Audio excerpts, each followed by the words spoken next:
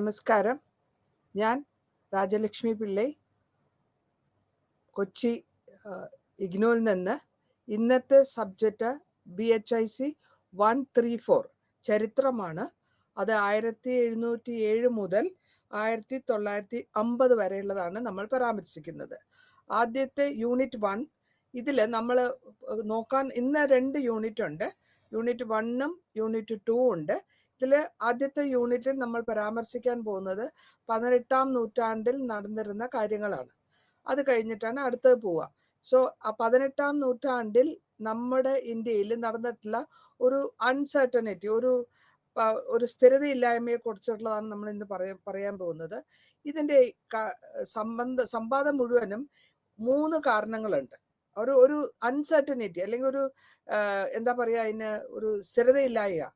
കാരണം ആദ്യത്തെ കാരണം ഒരു കമ്പനിയുടെ, അതായത് ബ്രിട്ടീഷ് ഈസ്റ്റ് ഇന്ത്യ കമ്പനിയുടെ ഒരു ചരിത്രമാണ്. ആ ചരിത്രം എങ്ങനെയാണ് കമേഴ്സ്യലായിട്ട് അല്ലെങ്കിൽ ബിസിനസ് വന്ന ഒരു ബിസിനസ് ഓർഗനൈസേഷൻ എങ്ങനെയാണ് അതൊരു പൊളിറ്റിക്കലായിട്ടുള്ള അല്ലെങ്കിൽ ഒരു രാഷ്ട്രീയമായ എൻറ്റിറ്റി ആയിട്ടുള്ളതിൻ്റെ കാരണം. രണ്ടാമത്തെ കാര്യം എന്താ വെച്ചാൽ, എന്തുകൊണ്ടാണ് ഇന്ത്യയിൽ ഈ കോളനി ആയിട്ടുള്ള ഒരു ഇന്ത്യയെ ബ്രിട്ടീഷുകാരുടെ കോളനിയാക്കി മാറ്റിയത്, അതിനുള്ള കാര്യകാരണങ്ങൾ. മൂന്നാമത്തെന്ന് പറയുമ്പോൾ നമ്മൾ ഏത് വിധത്തിലുള്ള സാമൂഹ്യമായിട്ടും എക്കണോമിക്കലുമായിട്ടുള്ള കാരണങ്ങളും അതിൻ്റെ ഇമ്പാക്റ്റുമാണ് ആദ്യമായിട്ട് നമ്മൾ തുടങ്ങാൻ പോകുന്നത്. അപ്പോൾ ഇവിടെ 18ാം നൂറ്റാണ്ടിൽ ചില പ്രത്യേക തരത്തിലുള്ള ഫീച്ചേഴ്സ് ഉണ്ട്.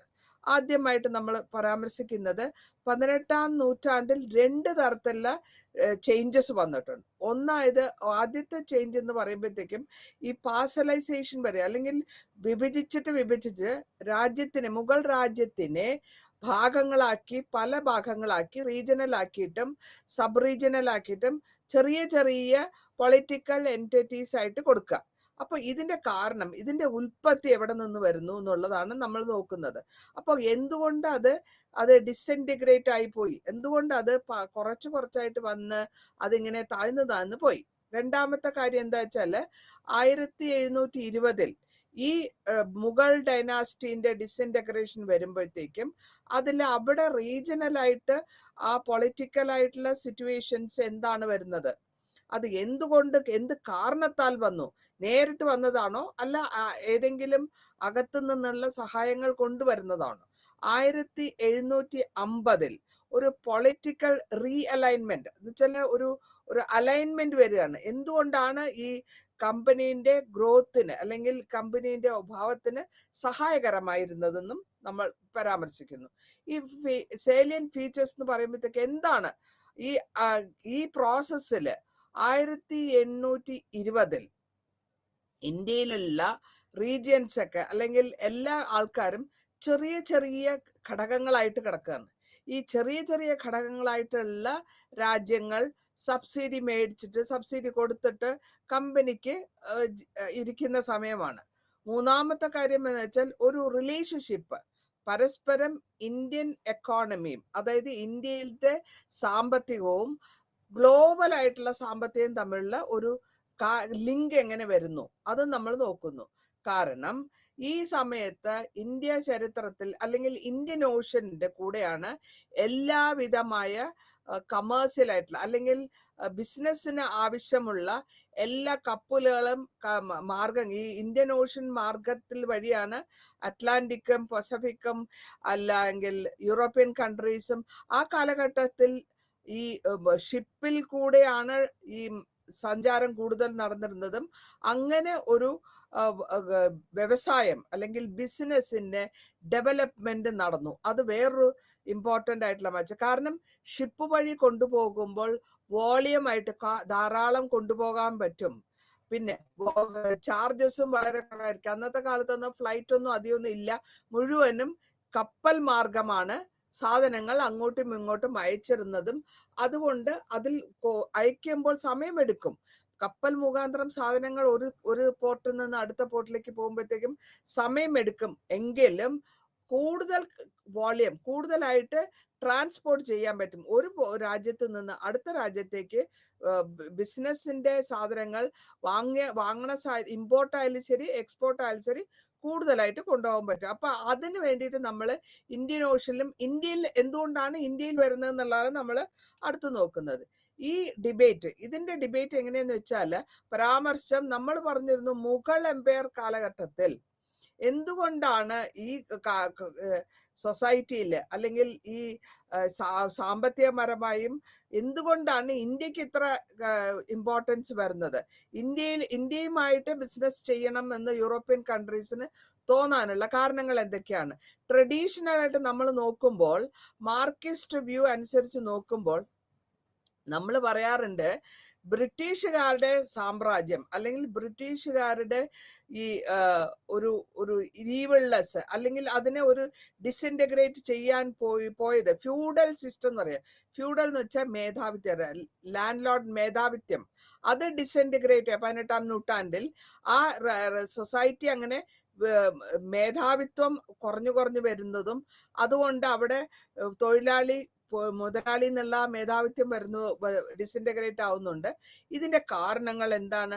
ഇതിന്റെ എന്തുകൊണ്ടാണ് കൂടുതലായിട്ടും ഈ 18-ാം നൂറ്റാണ്ടിൽ ഇങ്ങനത്തെ സെയിൽസ് അല്ലെങ്കിൽ ബിസിനസ് പ്രോഫിറ്റ്, എത്രത്തോളം ലാഭം കിട്ടാൻ പറ്റും, എത്രത്തോളം മാർക്കറ്റിൽ നമുക്ക് സാധനങ്ങൾ എത്തിക്കാൻ പറ്റും, ഏതൊക്കെ സാധനങ്ങൾ എത്തിക്കാൻ പറ്റും, ഏതൊക്കെ വിധത്തിലായിരിക്കാം നമുക്ക് കുറച്ചുകൂടെ ഇമ്പോർട്ടൻ്റ് ആയിട്ടുള്ള നമുക്ക്, അതായത് സാമ്രാജ്യം, നമ്മൾ ഏത് രാജ്യത്തിൽ പോയി ഇവിടെ നിന്ന് ഒരു സാധനം മേടിച്ച് അടുത്ത രാജ്യത്തിൽ വിൽക്കുന്നു. അപ്പൊ നമുക്ക് ബിസിനസ് എത്രത്തോളം വ്യാപാരത്തിൽ ഇമ്പോർട്ടൻസ് കൊടുത്തിട്ടുള്ളതെന്നാണ് ഇതിൽ നിന്ന് നമ്മൾ മനസ്സിലാക്കിയിട്ടുള്ളത്.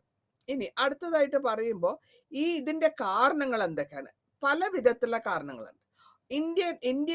ഇന്ത്യക്കാരെ സംബന്ധിച്ചിടത്തോളം നോക്കുമ്പോൾ ഒരു വ്യത്യാസം, ഡിഫറൻഷിയേറ്റ് ആയിട്ടുള്ള ഒരു വ്യത്യാസമായിട്ടുള്ള പെർസ്പെക്റ്റീവിൽ അല്ലെങ്കിൽ അതിൻ്റെതായ ഒരു വിവരണത്തിൽ കൂടിയാണ് നമ്മൾ നോക്കുന്നത്.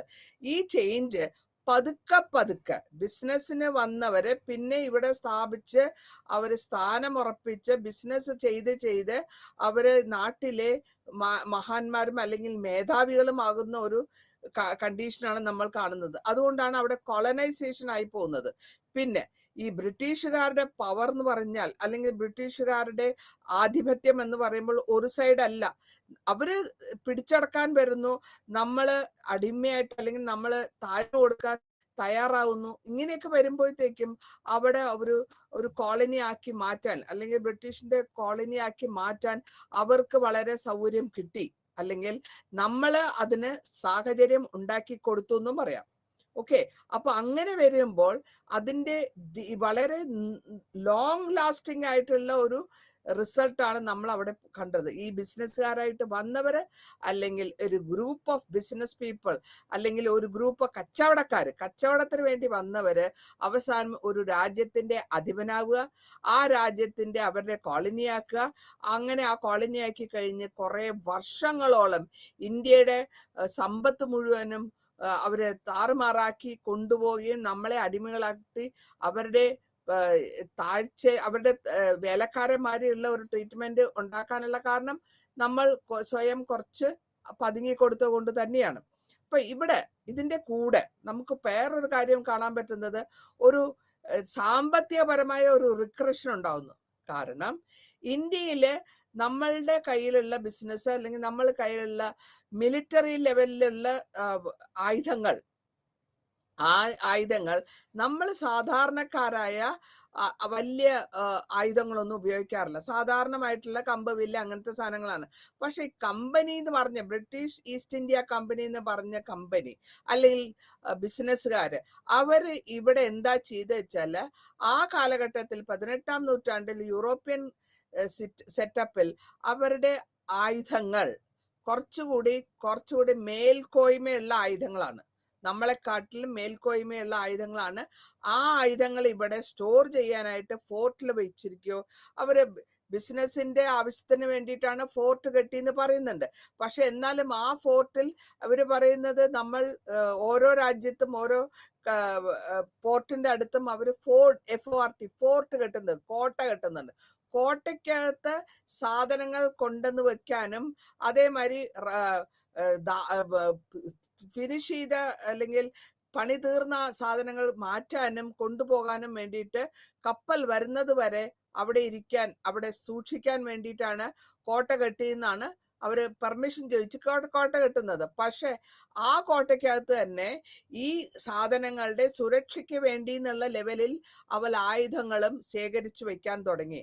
അപ്പൊ അങ്ങനെ വരുമ്പോൾ ഏതാണോ അവർക്ക് സൗകര്യമായിട്ട് വരുന്നത് അത് അവലേക്ക്. ഇങ്ങനെയാണ് ഇവര് കുറച്ചായിട്ട് കൂട്ടി കൊണ്ടുവരുന്നത്. ഇത് കൂടാണ്ട് അഗ്രികൾച്ചറിലും കൊമേഴ്സ്യലും നമുക്ക് എത്രത്തോളം സ്കിൽസ് ഉണ്ട്, നമ്മളുടെ അറിവൊക്കെ പരിമിതമാണ്. പക്ഷെ അതിനെ മോഡിഫൈ ചെയ്തിട്ടാണ് ലേറ്റർ ഓൺ അവര് വളർന്നു വരുന്നത്. ഇനി ഇതിന്റെ ഏറ്റവും വലിയ ഉദാഹരണം മുഗൾ എംപയർ, മുഗളന്മാരുടെ താഴ്ചയും അല്ലെങ്കിൽ മുഗളന്മാര് താഴ്ന്നു പോകുന്നു, അവരെ പവർ കുറഞ്ഞു പോകുന്നു, മുഗൾ രാജാക്കന്മാരുടെ പവർ കുറഞ്ഞു പോകുന്നു. എന്തിന്റെ ബേസിലാണെന്ന് വെച്ചാല് ഭരിക്കുന്ന റൂളിംഗ് ഗ്രൂപ്പായാലും ശരി, ലാൻഡ് പാരമ്പര്യമായിട്ട് ലാൻഡ് കൊണ്ടുവന്നിട്ട് ലാൻഡ് അവരുടെ കയ്യിൽ കിട്ടിയിട്ടുള്ള ജമീന്ദാരായാലും ശരി, കർഷകരായാലും ശരി, അവർക്ക് ഒരു കൺട്രോൾ, ഒരു പരസ്പരമായിട്ടുള്ള ഒരു കോൺഫറന്റേഷൻ ഉണ്ടാകുന്നുണ്ട്. അപ്പൊ അതാണ് ഒരു വലിയ കാരണം. രണ്ടാമത്തെ കാരണം എന്ന് പറയുമ്പോൾ ഇവിടെ ഒരു ഇംപെർഫെക്റ്റ് ആയിട്ടുള്ള ഒരു കൺസോൾട്ടേഷൻ, ഒരുമയ്ക്ക് കിട്ടുന്നില്ല. ഒരുമയായിട്ട് ഒരു ഒറ്റക്കെട്ടായിട്ട് പോകുന്നുള്ള ഒരു ഫെയിലിയർ അവിടെ വരുന്നതിന്റെ കാരണം അതവിടെ ഒരുമയില്ലാത്തത് കൊണ്ടുള്ള ആ ഒരു കാരണം കൂടെ നമുക്ക് ഈ ഇങ്ങനെ ഒരു ഡിക്ലൈൻ അല്ലെങ്കിൽ ഒരു താഴ്ചയ്ക്ക്, മുഗളന്മാരുടെ താഴ്ചയ്ക്ക് അല്ലെങ്കിൽ മുഗളന്മാരുടെ തകർച്ചയ്ക്ക് കാരണം എന്ന് നമുക്ക് പറയാം. കാരണം ലോക്കലായിട്ടുള്ള അഗ്രികൾച്ചറലായിട്ടുള്ള മേധാവികളും അതേമാതിരി ഉള്ള ഫാർമേഴ്സും അല്ലെങ്കിൽ കർഷകരും തമ്മിലുള്ള ഒരു വ്യത്യാസം, വലിയൊരു വ്യത്യാസം അവിടെ കാണുന്നുണ്ട്. പിന്നെ നമ്മൾ വേറെ കാര്യങ്ങൾ എന്താന്ന് വെച്ചാല് മാർഷൽ ഹോട്ട്ഗൺ പറയുന്നുണ്ട് 3 ഇസ്ലാമിക് കൺട്രികൾ, 3 മതേതരമായ കൺട്രികൾ, 1 ഒട്ടോമൻ, 2 സാവിദ്, മുഗൾസ്. ഇത് 3ഉം അത്രയും ഒറ്റ അവരുടെ റിലീജിയൻ ഒരു ഫോർമൽ സിംഗിൾ റിലീജിയൻ ആണ്, ഒറ്റ റിലീജിയൻ ആണ്, അതായത് ഇസ്ലാമിക് റിലീജിയൻ. പക്ഷെ അവരുടെ കൺട്രോള്, ഇവിടെ വന്ന കൺട്രോളിന് അല്ലെങ്കിൽ ഇവിടെ അവർ സക്സസ്ഫുൾ ആകാനുള്ള കാരണം അവർക്കുണ്ടായിരുന്ന എന്താ പറയാ ആയുധങ്ങൾ ഉപയോഗിക്കുന്നതിന്റെയും കാരണങ്ങൾ കൂടിയാണ്. പിന്നെ വ്യത്യാസമായിട്ട് നമ്മളുടെ നാട്ടിൽ നടക്കുന്ന വാർഫെയറിന്റെ അല്ലെങ്കിൽ യുദ്ധത്തിന്റെ ടെക്നോളജിയും വെസ്റ്റേൺ ഹെമിസ്ഫിയറിലുള്ള ടെക്നോളജിയും തമ്മിലുള്ള വ്യത്യാസം. രണ്ടാമത്തെ കാര്യം എന്താ വെച്ചാല് മറാത്താസ്, സിഖ്, ജാത്ത്, ഇവരൊക്കെ നമ്മുടെ ഇവിടെ ഉള്ളവര് ഒരു അത്രയും സോഫിസ്റ്റിക്കേറ്റഡ് അല്ലാത്ത അല്ലെങ്കിൽ അത്രയും അഡ്വാൻസ് അല്ലാത്ത ഒരു ആയുധങ്ങളൊക്കെയാണ് ഉപയോഗിച്ചിരുന്നത്. രണ്ടാമത് നമ്മൾ നോക്കുന്നു, ഇവര് ട്രഡീഷണൽ ആയിട്ട് ഒതുങ്ങി ജീവിക്കുന്ന ആൾക്കാരാണ്. അപ്പൊ ഇങ്ങനെ വരുമ്പോഴത്തേക്കും ഇവിടെ ഒരു മേധാവിത്വം എന്നുള്ള റൂറൽ ലെവലിൽ നിന്ന് ഒരു അങ്ങോട്ടും ഇങ്ങോട്ടും വിട്ടുവീഴ്ചയിൽ പോകുന്നത് കൊണ്ടും ഇങ്ങനെ ഒരു പ്രശ്നം വരുന്നുണ്ട്. മൂന്നാമതായിട്ട് നമുക്ക് നോക്കുന്നു, മുഗൾ ആർമിയില് ഒരുപാട് മിലിറ്ററിയിലുള്ള ഒരു വ്യത്യാസങ്ങൾ, ആയുധങ്ങളുടെ വ്യത്യാസങ്ങൾ, കോപ്പുകളുടെ വ്യത്യാസങ്ങൾ, ഉപയോഗിക്കുന്ന സാധനങ്ങളുടെ വ്യത്യാസങ്ങൾ എല്ലാം ഈ മിലിറ്ററി വകൽ അല്ലെങ്കിൽ ഒരു രാഷ്ട്രത്തിന്റെ ഏറ്റവും ശക്തമായ ഭാഗമായിരിക്കും അവരുടെ ആയുധങ്ങൾ. അപ്പൊ അതുകൂടെ ഇവിടെ ഒരു സ്ട്രാറ്റജിക് ആയിട്ട് നമുക്ക് നോക്കാൻ പറ്റും. കൺട്രി സൈഡിൽ അത്രയും പുരോഗതി ഇല്ലാത്തത് കൊണ്ട് അങ്ങനെ വന്നു.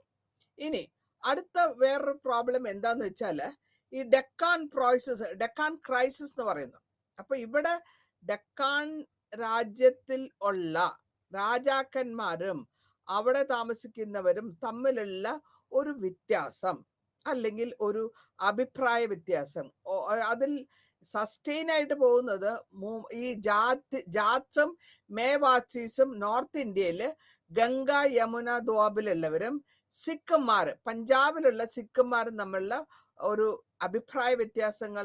എല്ലാ കാരണവശാലും അവർക്ക് അതിനെപ്പറ്റി കൂടുതലായിട്ട് അവർക്ക് ഓരോ അഭിപ്രായ വ്യത്യാസങ്ങളും അത് നിവർത്തി ക്ലീൻ ചെയ്ത് പോവാണ്ട് അതിനെ കുറച്ചുകൂടി കൂടുതൽ അഗ്രവേറ്റ് ചെയ്ത് അല്ലെങ്കിൽ അതിൽ എണ്ണ ഒഴിച്ചു കൊടുത്ത് ഇങ്ങനെ വന്നുകൊണ്ടിരിക്കുമ്പോ പരസ്പരം തമ്മിലടിക്കുക, അല്ലെങ്കിൽ പരസ്പരം പ്രോബ്ലംസ് ഉണ്ടാക്കി വരിക.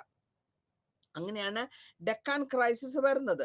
അപ്പൊ അവിടെ ഒപ്പോസിഷനായിട്ട് അവരുടെ മൂവ്മെന്റ്സ് ഉണ്ട്.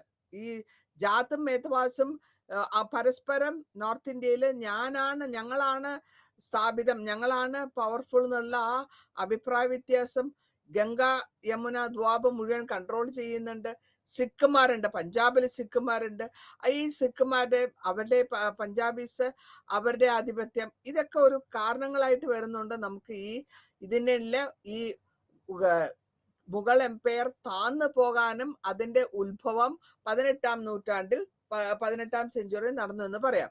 ഇത് വലിയ പൊളിറ്റിക്കൽ പ്രശ്നങ്ങൾ ഇല്ലെങ്കിൽ കൂടെയും, കാരണം ഓരോ പ്രാവശ്യവും യുദ്ധം വരുമ്പോൾ ആ രാജ്യത്തിൽ അവർക്ക് പണം അല്ലെങ്കിൽ ധനം ഉപയോഗിക്കേണ്ടി വരുന്നു, ആളിനെ ഉപയോഗിക്കേണ്ടി വരുന്നു, ആയുധങ്ങൾ ഉപയോഗിക്കേണ്ടി വരുന്നു.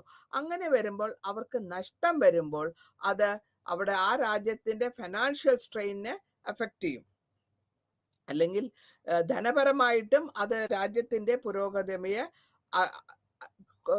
കൊള്ളേണ്ടി വരും. പിന്നെ സ്റ്റുവാർട്ട് ഗോർഡൻ പറയുന്നത് എങ്ങനെയാ വെച്ചാല്, മറാത്താസ് അവരുടെ സ്ഥലങ്ങൾ അല്ലെങ്കിൽ അവരുടെ കൺട്രോളിലുള്ള മാർക്കറ്റ്, ലേബർ മാർക്കറ്റോ അല്ലെങ്കിൽ യൂറോപ്യൻ മാർക്കറ്റും ഇതുമായിട്ടൊക്കെ ഒരു കണക്ഷൻസ് കൊണ്ടുവരുന്നുണ്ട്. അപ്പൊ അങ്ങനെ വരുമ്പോഴും അവിടെ ഒരു എന്താ പറയാ, ഒരു മിലിറ്ററി ലെവലിലുള്ള ഒരു labour market. Military labour market എന്ന് പറയുമ്പോൾ യോദ്ധാക്കന്മാരെ മാർക്കറ്റിൽ ഉപയോഗിക്കുക എന്നുള്ളതാണ് വരുന്നത്. പിന്നെ വരുന്നത് രജപുത് പോളിസി. അക്ബറിന്റെ രജപുത് പോളിസി ഉണ്ടായിരുന്നു. അക്ബറുടെ കാലഘട്ടത്തിൽ അക്ബർ രജപുത് ധീരന്മാരെ കൂടെ തന്റെ ആർമിയിൽ അല്ലെങ്കിൽ തന്റെ അധികാരത്തിൽ കൊണ്ടുവരികയും അവർക്ക് അവരുടെ കഴിവനുസരിച്ച് അവർക്ക് ഓരോ സ്ഥാനമാനങ്ങൾ കൊടുക്കുകയൊക്കെ ചെയ്തിരുന്നു. പക്ഷെ ഇതൊക്കെ ഇത്രയും ചെയ്തതിനു ശേഷവും കൂടെ ഫുള്ളായിട്ടുള്ള രജപുത്താന അല്ലെങ്കിൽ രജപുത് ക്ലാൻസിന് അത്രയും കംപ്ലീറ്റ് ആയിട്ട് കൊടുക്കാൻ പറ്റിയില്ല. രജപുത് പോളിസി, അക്ബറിന്റെ പോളിസി നല്ല പോളിസിയാണ്. മുസ്ലിം അല്ലാത്ത രജപുത്സ്, ഹിന്ദുസ് ആണ് രജപുത്സ്, അവരെ തന്റെ അഡ്മിനിസ്ട്രേഷനിൽ കൂട്ടിക്കൊണ്ടുക, തന്റെ സഭയിൽ കൂട്ടുക, അവർക്ക് സ്ഥാനങ്ങൾ കൊടുക്കുക, അവർക്ക് പാരിതോഷം കൊടുക്കുക, ഇങ്ങനത്തെ എല്ലാം ചെയ്തിരുന്നാൽ കൂടെയും എല്ലാരെയും ഒരു പൊളിറ്റിക്കൽ കണ്ടീഷനിലേക്ക് കൊണ്ടുവരാൻ അല്ലെങ്കിൽ പൊളിറ്റിക്കലി എല്ലാരെയും ഹൈലൈറ്റ് ചെയ്യാൻ പറ്റിയിട്ടില്ല. അതും ഒരു കാരണമായിട്ട് വരുന്നു. ഈ ഫ്രിക്ഷൻ അല്ലെങ്കിൽ അഭിപ്രായ വ്യത്യാസം ഉണ്ടാകാനുള്ള ഒരു കാരണമായിട്ട് അവിടെ വരുന്നു. അപ്പൊ അങ്ങനെ വരുമ്പോൾ എല്ലാരെയും നമുക്ക് എല്ലാ സമയവും സന്തോഷിപ്പിക്കാൻ പറ്റില്ല, അത് ആർക്കും പറ്റാത്ത ഒരു കാര്യമാണ്. അപ്പൊ അതിനെ നമ്മൾ മനസ്സിലാക്കേണ്ടിയിരുന്നു. എല്ലാ രജപുട്സും എനിക്ക് സോൾജിയർ അല്ലെങ്കിൽ എനിക്ക് ഹൈ റാങ്ക് ജോലി കിട്ടണം എന്ന് വിചാരിക്കുന്നുണ്ടെങ്കിലും പറ്റുന്നില്ല. അപ്പോ മനസ്സുകൊണ്ട് ഒരു ദേഷ്യം അല്ലെങ്കിൽ മനസ്സുകൊണ്ട് ഒരു മനസ്താപം കൊണ്ട് ആ പോളിസി, അക്ബറിന്റെ പോളിസി അത്രയും 100% സക്സസ്ഫുൾ ആയിട്ടില്ല എന്ന് പറയാം. ഇനി നമുക്ക് പറയാനുള്ളത് ഒരു സ്റ്റേറ്റിനെ പറ്റിയുള്ള എബിലിറ്റി. ആ സ്റ്റേറ്റിൽ പെട്ടെന്ന് സ്ട്രൈക്സ് ഉണ്ടാക്കുക, വർക്കബിൾ, പെട്ടെന്നുള്ള ഈ ജമീന്ദാർ, ചെറിയ ചെറിയ ഘടകങ്ങളായ ജമീന്ദാർ ഇവിടെയും അവിടെയും പല സ്ഥലത്തും കിടക്കുന്നവരെ പെട്ടെന്നൊരു സ്ട്രൈക്ക് ഒക്കെ വരുന്നു, അല്ലെങ്കിൽ അവർ അഗ്രവേറ്റ് ആവുന്നു, അല്ലെങ്കിൽ അവർക്ക് ആധിപത്യം കിട്ടാത്ത കൊണ്ടുള്ള ഇറിറ്റേഷൻ ഉണ്ടാവുന്നു. ഇപ്പൊ ഇങ്ങനെയൊക്കെ വരുമ്പോഴത്തേക്കും ഒരു സ്റ്റേറ്റിന് ഇങ്ങനെ ഒരു വാർ അല്ലെങ്കിൽ ഒരു അഭിപ്രായ വ്യത്യാസം അല്ലെങ്കിൽ ഇറിറ്റേഷൻ, അങ്ങോട്ടും ഇങ്ങോട്ടും ഇറിറ്റേഷൻ ഉണ്ടെങ്കിൽ തന്നെയും അതും നമുക്ക് കാരണമായിട്ട് ഭവിക്കുന്നു. പിന്നെ ഇതിന്റെ കാരണം നമ്മളിപ്പോ കൂടുതലായിട്ടും പറയുന്നത് എന്തുകൊണ്ടാണ് മുസ്ലിം എംപയർ അല്ലെങ്കിൽ മുഗൾ എംപയർ, വളരെ കാലമായിട്ടിരുന്ന മുഗൾ എംപയർ എന്തുകൊണ്ട് നശിച്ചു, എന്തായിരുന്നു ഇതിന്റെ കാരണങ്ങൾ, ഇതാണ് നമ്മൾ ഡിസ്കസ് ചെയ്തു വരുന്നത്. അപ്പോൾ അങ്ങനെ വരുമ്പോൾ എന്തുകൊണ്ടാണ് ഈ ലെവലിലേക്ക് ഇത്രയും നമ്മൾ പറയാറുണ്ട് മൈറ്റി മുഗൾസ് എന്ന് പറയാറുണ്ടായിരുന്നു. പക്ഷെ അങ്ങനെ മൈറ്റി മുഗൾസ് ആയിരുന്നവർ എന്തുകൊണ്ടാണ് നശിച്ചു പോയത് 18ാം നൂറ്റാണ്ടിൽ, ഇതിനെപ്പറ്റിയാണ് നമ്മൾ ഡിസ്കസ് ചെയ്തുകൊണ്ടിരിക്കുന്നത്. അപ്പൊ ഇതിന്റെ ഇടയിൽ ഈ ജമീന്ദാർ, ചില മുഗൾസ് ജമീന്ദാർസ് ഉപയോഗിച്ചിരുന്നു. അവരെ ഇന്റർമീഡിയറ്ററി, അതായത് റവന്യൂ കളക്ഷന് വേണ്ടിയിട്ട് അവർ ഉപയോഗിക്കുന്നു. അങ്ങനെ വെച്ചാൽ മുഗൾ രാജാവ് നേരിട്ട് പോയല്ല ടാക്സ് കളക്ഷൻ, റവന്യൂ കളക്ഷൻ ചെയ്യുന്നത്. അപ്പോ സാധാരണക്കാരുടെ കയ്യിൽ നിന്ന് അല്ലെങ്കിൽ കർഷകരുടെ കയ്യിൽ നിന്ന് റവന്യൂ കളക്ഷന് വേണ്ടിയിട്ട് രാജാവിന്റെ ദൂതനായിട്ട് പോകുന്നവര്, ഇന്റർമീഡിയറ്ററീസ് അല്ലെങ്കിൽ ജമീന്ദാർ, റെസ്പോൺസിബിൾ ആയിട്ടുള്ള ജമീന്ദാർ മേടിക്കുമ്പോൾ അവരൊക്കെ ഒരു ചെറിയ ഒരു കൊച്ചു രാജാവ് എന്നുള്ള ലെവലില് അവരുടെ ജീവിതചര്യങ്ങൾ അങ്ങനെ കൊണ്ടുവരികയും പിന്നെ കാലക്രമേണ അവര് ഒരു ഇമ്പീരിയലിസ്റ്റിക് പോളിസിയിൽ, കുറച്ചുകൂടെ ഇമ്പീരിയലിസ്റ്റിക് പോളിസിയിൽ വരുമ്പോൾ അവിടെയും അത് കാരണമുണ്ട്. പിന്നെ ഇത് കൂടാണ്ട് നമുക്ക് കാണാൻ പറ്റുന്നത് ലോക്കലായിട്ട്, അതായത് പൈസ കൊടുക്കുന്ന കമ്പനികൾ, ഫൈനാൻഷ്യൽസ് അല്ലെങ്കിൽ ധനം ഒരു കർഷകന് ധനത്തിന്റെയോ അല്ലെങ്കിൽ എന്തെങ്കിലും ആവശ്യം വരുമ്പോൾ അവർക്ക് കൊടുക്കുന്ന ലോണായിട്ട് കൊടുക്കുന്നവരും അവരും കുറച്ചുകൂടെ ആക്റ്റീവായിട്ട് ഏജന്റായിട്ട് വരുന്നു. അപ്പൊ അങ്ങനെ വരുമ്പോൾ അവർക്കും ഈ കർഷകരുടെ മേലിൽ ഒരു കൺട്രോൾ വരുന്നു. പിന്നെ കടൻ മേടിച്ച പണം തിരിച്ചു കൊടുക്കാൻ പറ്റിയാണ്ട് വരുമ്പോൾ ആ കർഷകൻ കൂടുതൽ കഷ്ടപ്പെടുന്നു. അപ്പൊ അതിനവര് തിരിച്ചെടുക്കുക. അപ്പൊ അങ്ങനെ ഇവരുടെയൊക്കെ പോളിസികൾ കുറച്ചുകൂടെ ഹാർഡ് ആവുകയാണ്. പിന്നെ നമ്മൾ നോക്കുന്നു അഗ്രികൾച്ചറിൽ, കൃഷി വിധത്തില് അവർ മാർക്കറ്റ് സെറ്റപ്പ് ചെയ്യുന്നു. മാർക്കറ്റിൽ ഈ സാധനങ്ങൾ, തീർന്ന സാധനങ്ങൾ വിൽക്കുകയും അത് വിൽക്കുമ്പോൾ കിട്ടുന്ന ക്യാഷിനെ അവർ എടുക്കുകയും, അങ്ങനെ വരുമ്പോഴും അവിടെ ഒരു പവർ രാജാവിന് അല്ലെങ്കിൽ മുഗൾ രാജാവിന് അല്ലെങ്കിൽ ലേറ്റർ മുഗൾ റൂളേഴ്സ്, അത്രയും സ്ട്രോങ് ആയിരുന്ന റൂളേഴ്സ് അല്ല ലേറ്റർ മുഗൾസ്. അതാണ് വേറൊരു കാര്യം. അപ്പൊ അങ്ങനെ വരുമ്പോൾ അവരുടെ ഗ്രിപ്പ്, സാധാരണ പവർ കുറച്ച് വരുന്നു. പണം കയ്യിലുണ്ടെങ്കിൽ പവർ ഉണ്ടാവും, പണം ഇല്ലെങ്കിൽ പവറും കുറയുന്നു. അങ്ങനെ വേറൊരു കാര്യം. പിന്നെ നമ്മൾ വന്നത് ഈ കർഷകര് അവർക്ക് ഉണ്ടായിരുന്ന പ്രോബ്ലംസ് അല്ലെങ്കിൽ അവരുടെ അഭിപ്രായ വ്യത്യാസങ്ങളോ അവരുടെ കഷ്ടങ്ങള് അത്രയും കാരണമായിട്ട് എടുത്ത് നോക്കാനോ അല്ലെങ്കിൽ അതിനെപ്പറ്റി കാര്യമായിട്ട് അവർക്ക് വേണ്ട സപ്പോർട്ടും അവർക്ക് കിട്ടിയിട്ടില്ല. അപ്പോഴും ആ ഒരു വലിയ ഗ്രൂപ്പ്, എലൈറ്റ് ഗ്രൂപ്പിന്റെയും ഈ നടുവിൽ നിൽക്കുന്ന കർഷകരുടെ നടുവിൽ നിൽക്കുന്നവര് അതിനെ അവരുടെ സഹായത്തിന് അല്ലെങ്കിൽ അവരുടെ ഉപകാരത്തിന് വേണ്ടി അവർ ഉപയോഗിക്കാൻ തുടങ്ങി. ഭയങ്കരമായിട്ട് അവരാണ് ഇതിൽ ബെനിഫിറ്റ് കിട്ടിക്കൊണ്ടിരുന്നത്. ഇനി നമ്മൾ പറയുന്നത് ഈ long term and short term conflict ആണ്. ലോങ് ടേം കോൺഫ്ലിക്റ്റും ഷോർട്ട് ടേം കോൺഫ്ലിക്റ്റ് എന്ന് പറയുമ്പോഴത്തേക്കും ഈ ലോങ് ടേം കോൺഫ്ലിക്റ്റില് രാജാവിന്റെ അഭിപ്രായം അല്ലെങ്കിൽ ഷോർട്ട് ടേം കോൺഫ്ലിക്റ്റില് അവരുടെ ഇംപെറേറ്റീവ് ആയിട്ടുള്ളത് ഈ കാരണത്താൽ ഇതിൻ്റെതായ ഒരു ലോങ് ഇന്റൻസിഫൈഡ് ആയിട്ട് വരുമ്പോഴത്തേക്കും ഇവർക്ക് കർഷകർക്ക് പാടുവരുന്നു, അല്ലെങ്കിൽ സാധാരണക്കാരാണ് അതിൽ അനുഭവപ്പെട്ട് അവർ കഷ്ടപ്പെടേണ്ടി വരുന്നു. ഈ കണ്ടിന്യൂസ് ആയിട്ടുള്ള മാറ്റങ്ങൾ, എപ്പോഴും ഭരണാധികാരികളുടെ മാറ്റങ്ങളോ റിലേഷൻഷിപ്പിന്റെ വ്യത്യാസങ്ങൾ, അഭിപ്രായ വ്യത്യാസങ്ങൾ, സെന്ററും സ്റ്റേറ്റ് അല്ലെങ്കിൽ സെന്ററും ലോക്കലായിട്ടുള്ള പരിമിതികൾ, അവരുടെ വ്യത്യാസങ്ങൾ വരുമ്പോൾ ആ റൂളിംഗ് ക്ലാസ് അല്ലെങ്കിൽ ഭരണഘടന അധികാരികൾ അല്ലെങ്കിൽ അവര് ഇതിനെ പറ്റിയോ അല്ലെങ്കിൽ ലോക്കലായിട്ടുള്ളവർ ഇവരുടെ റിലേഷൻഷിപ്പിനെ പറ്റിയൊന്നും കാര്യമായിട്ട് എടുത്തിട്ടുണ്ടായിരുന്നില്ല. അപ്പോ അനാലിസിസ് പ്രകാരം നോക്കുകയാണെങ്കിൽ മുഗൾ എംപയറിന്റെ സമയത്ത് ഈ പൊളിറ്റിക്കലി രാഷ്ട്രീയമായിട്ടുള്ള റിലേഷൻഷിപ്പിന് ഒരു ഫ്ലക്ച്വേഷൻ അല്ലെങ്കിൽ ഒരു വലിയ വ്യത്യാസങ്ങൾ വന്നതുകൊണ്ടും ഇതിന്റെ ഈ കോൺസ്റ്റലേഷൻ അല്ലെങ്കിൽ ഗ്രൂപ്പിനെ ഒരുമിച്ച് കൊണ്ടുപോകാൻ പറ്റാത്ത വന്നതുകൊണ്ടും പല ഭാഗത്തും എന്തൊക്കെ വിധത്തിലും സോഷ്യലായിട്ടും എക്കണോമിക്കലായിട്ടും പൊളിറ്റിക്കലായിട്ടും ഒരു ഡിഫറൻസസ് പലയിടത്തും വന്ന് വലുതായി വരുമ്പോൾ ചെറിയ കാര്യങ്ങൾ അത് വലുതായി വരുമ്പോഴത്തേക്കും അതിൻ്റെതായ ഡിഫറൻസസ്, അതിൻ്റെതായ പരിണാമങ്ങൾ വരുന്നതും ആ മുഗൾ എംപയറിന്റെ ഡിക്ലൈൻ ആണ്, അല്ലെങ്കിൽ ആ മുഗൾ എംപയറിന്റെ താഴ്ചയ്ക്ക് കാരണമാകുന്നു. ഇനി നമ്മൾ ഇതിൽ തന്നെ ഇത് തന്നെ കണ്ടിന്യൂ ചെയ്യുന്നത് എന്തുകൊണ്ടാണ് ഈ സെൻട്രൽ ഗവൺമെന്റ്, സെൻട്രൽ മുഗൾ എംപയറും റീജിയണൽ ആയിട്ടുള്ളവരും ഇതിനെപ്പറ്റി കാര്യമായിട്ട് എടുത്തിട്ടില്ല. കാരണം ഇവിടെ ലോക്കലായിട്ട് നിന്നവര്, താഴ്ത്ത ലെവലിൽ നിന്നവർക്കാണ് ബെനിഫിറ്റ് കിട്ടുന്നത്. രാജാവിന് നേരിട്ട് വന്ന് ആൾക്കാരോട് അല്ലെങ്കിൽ കർഷകരോടോ അല്ലെങ്കിൽ സാധാരണക്കാരോടായിട്ട് സംബന്ധമില്ല.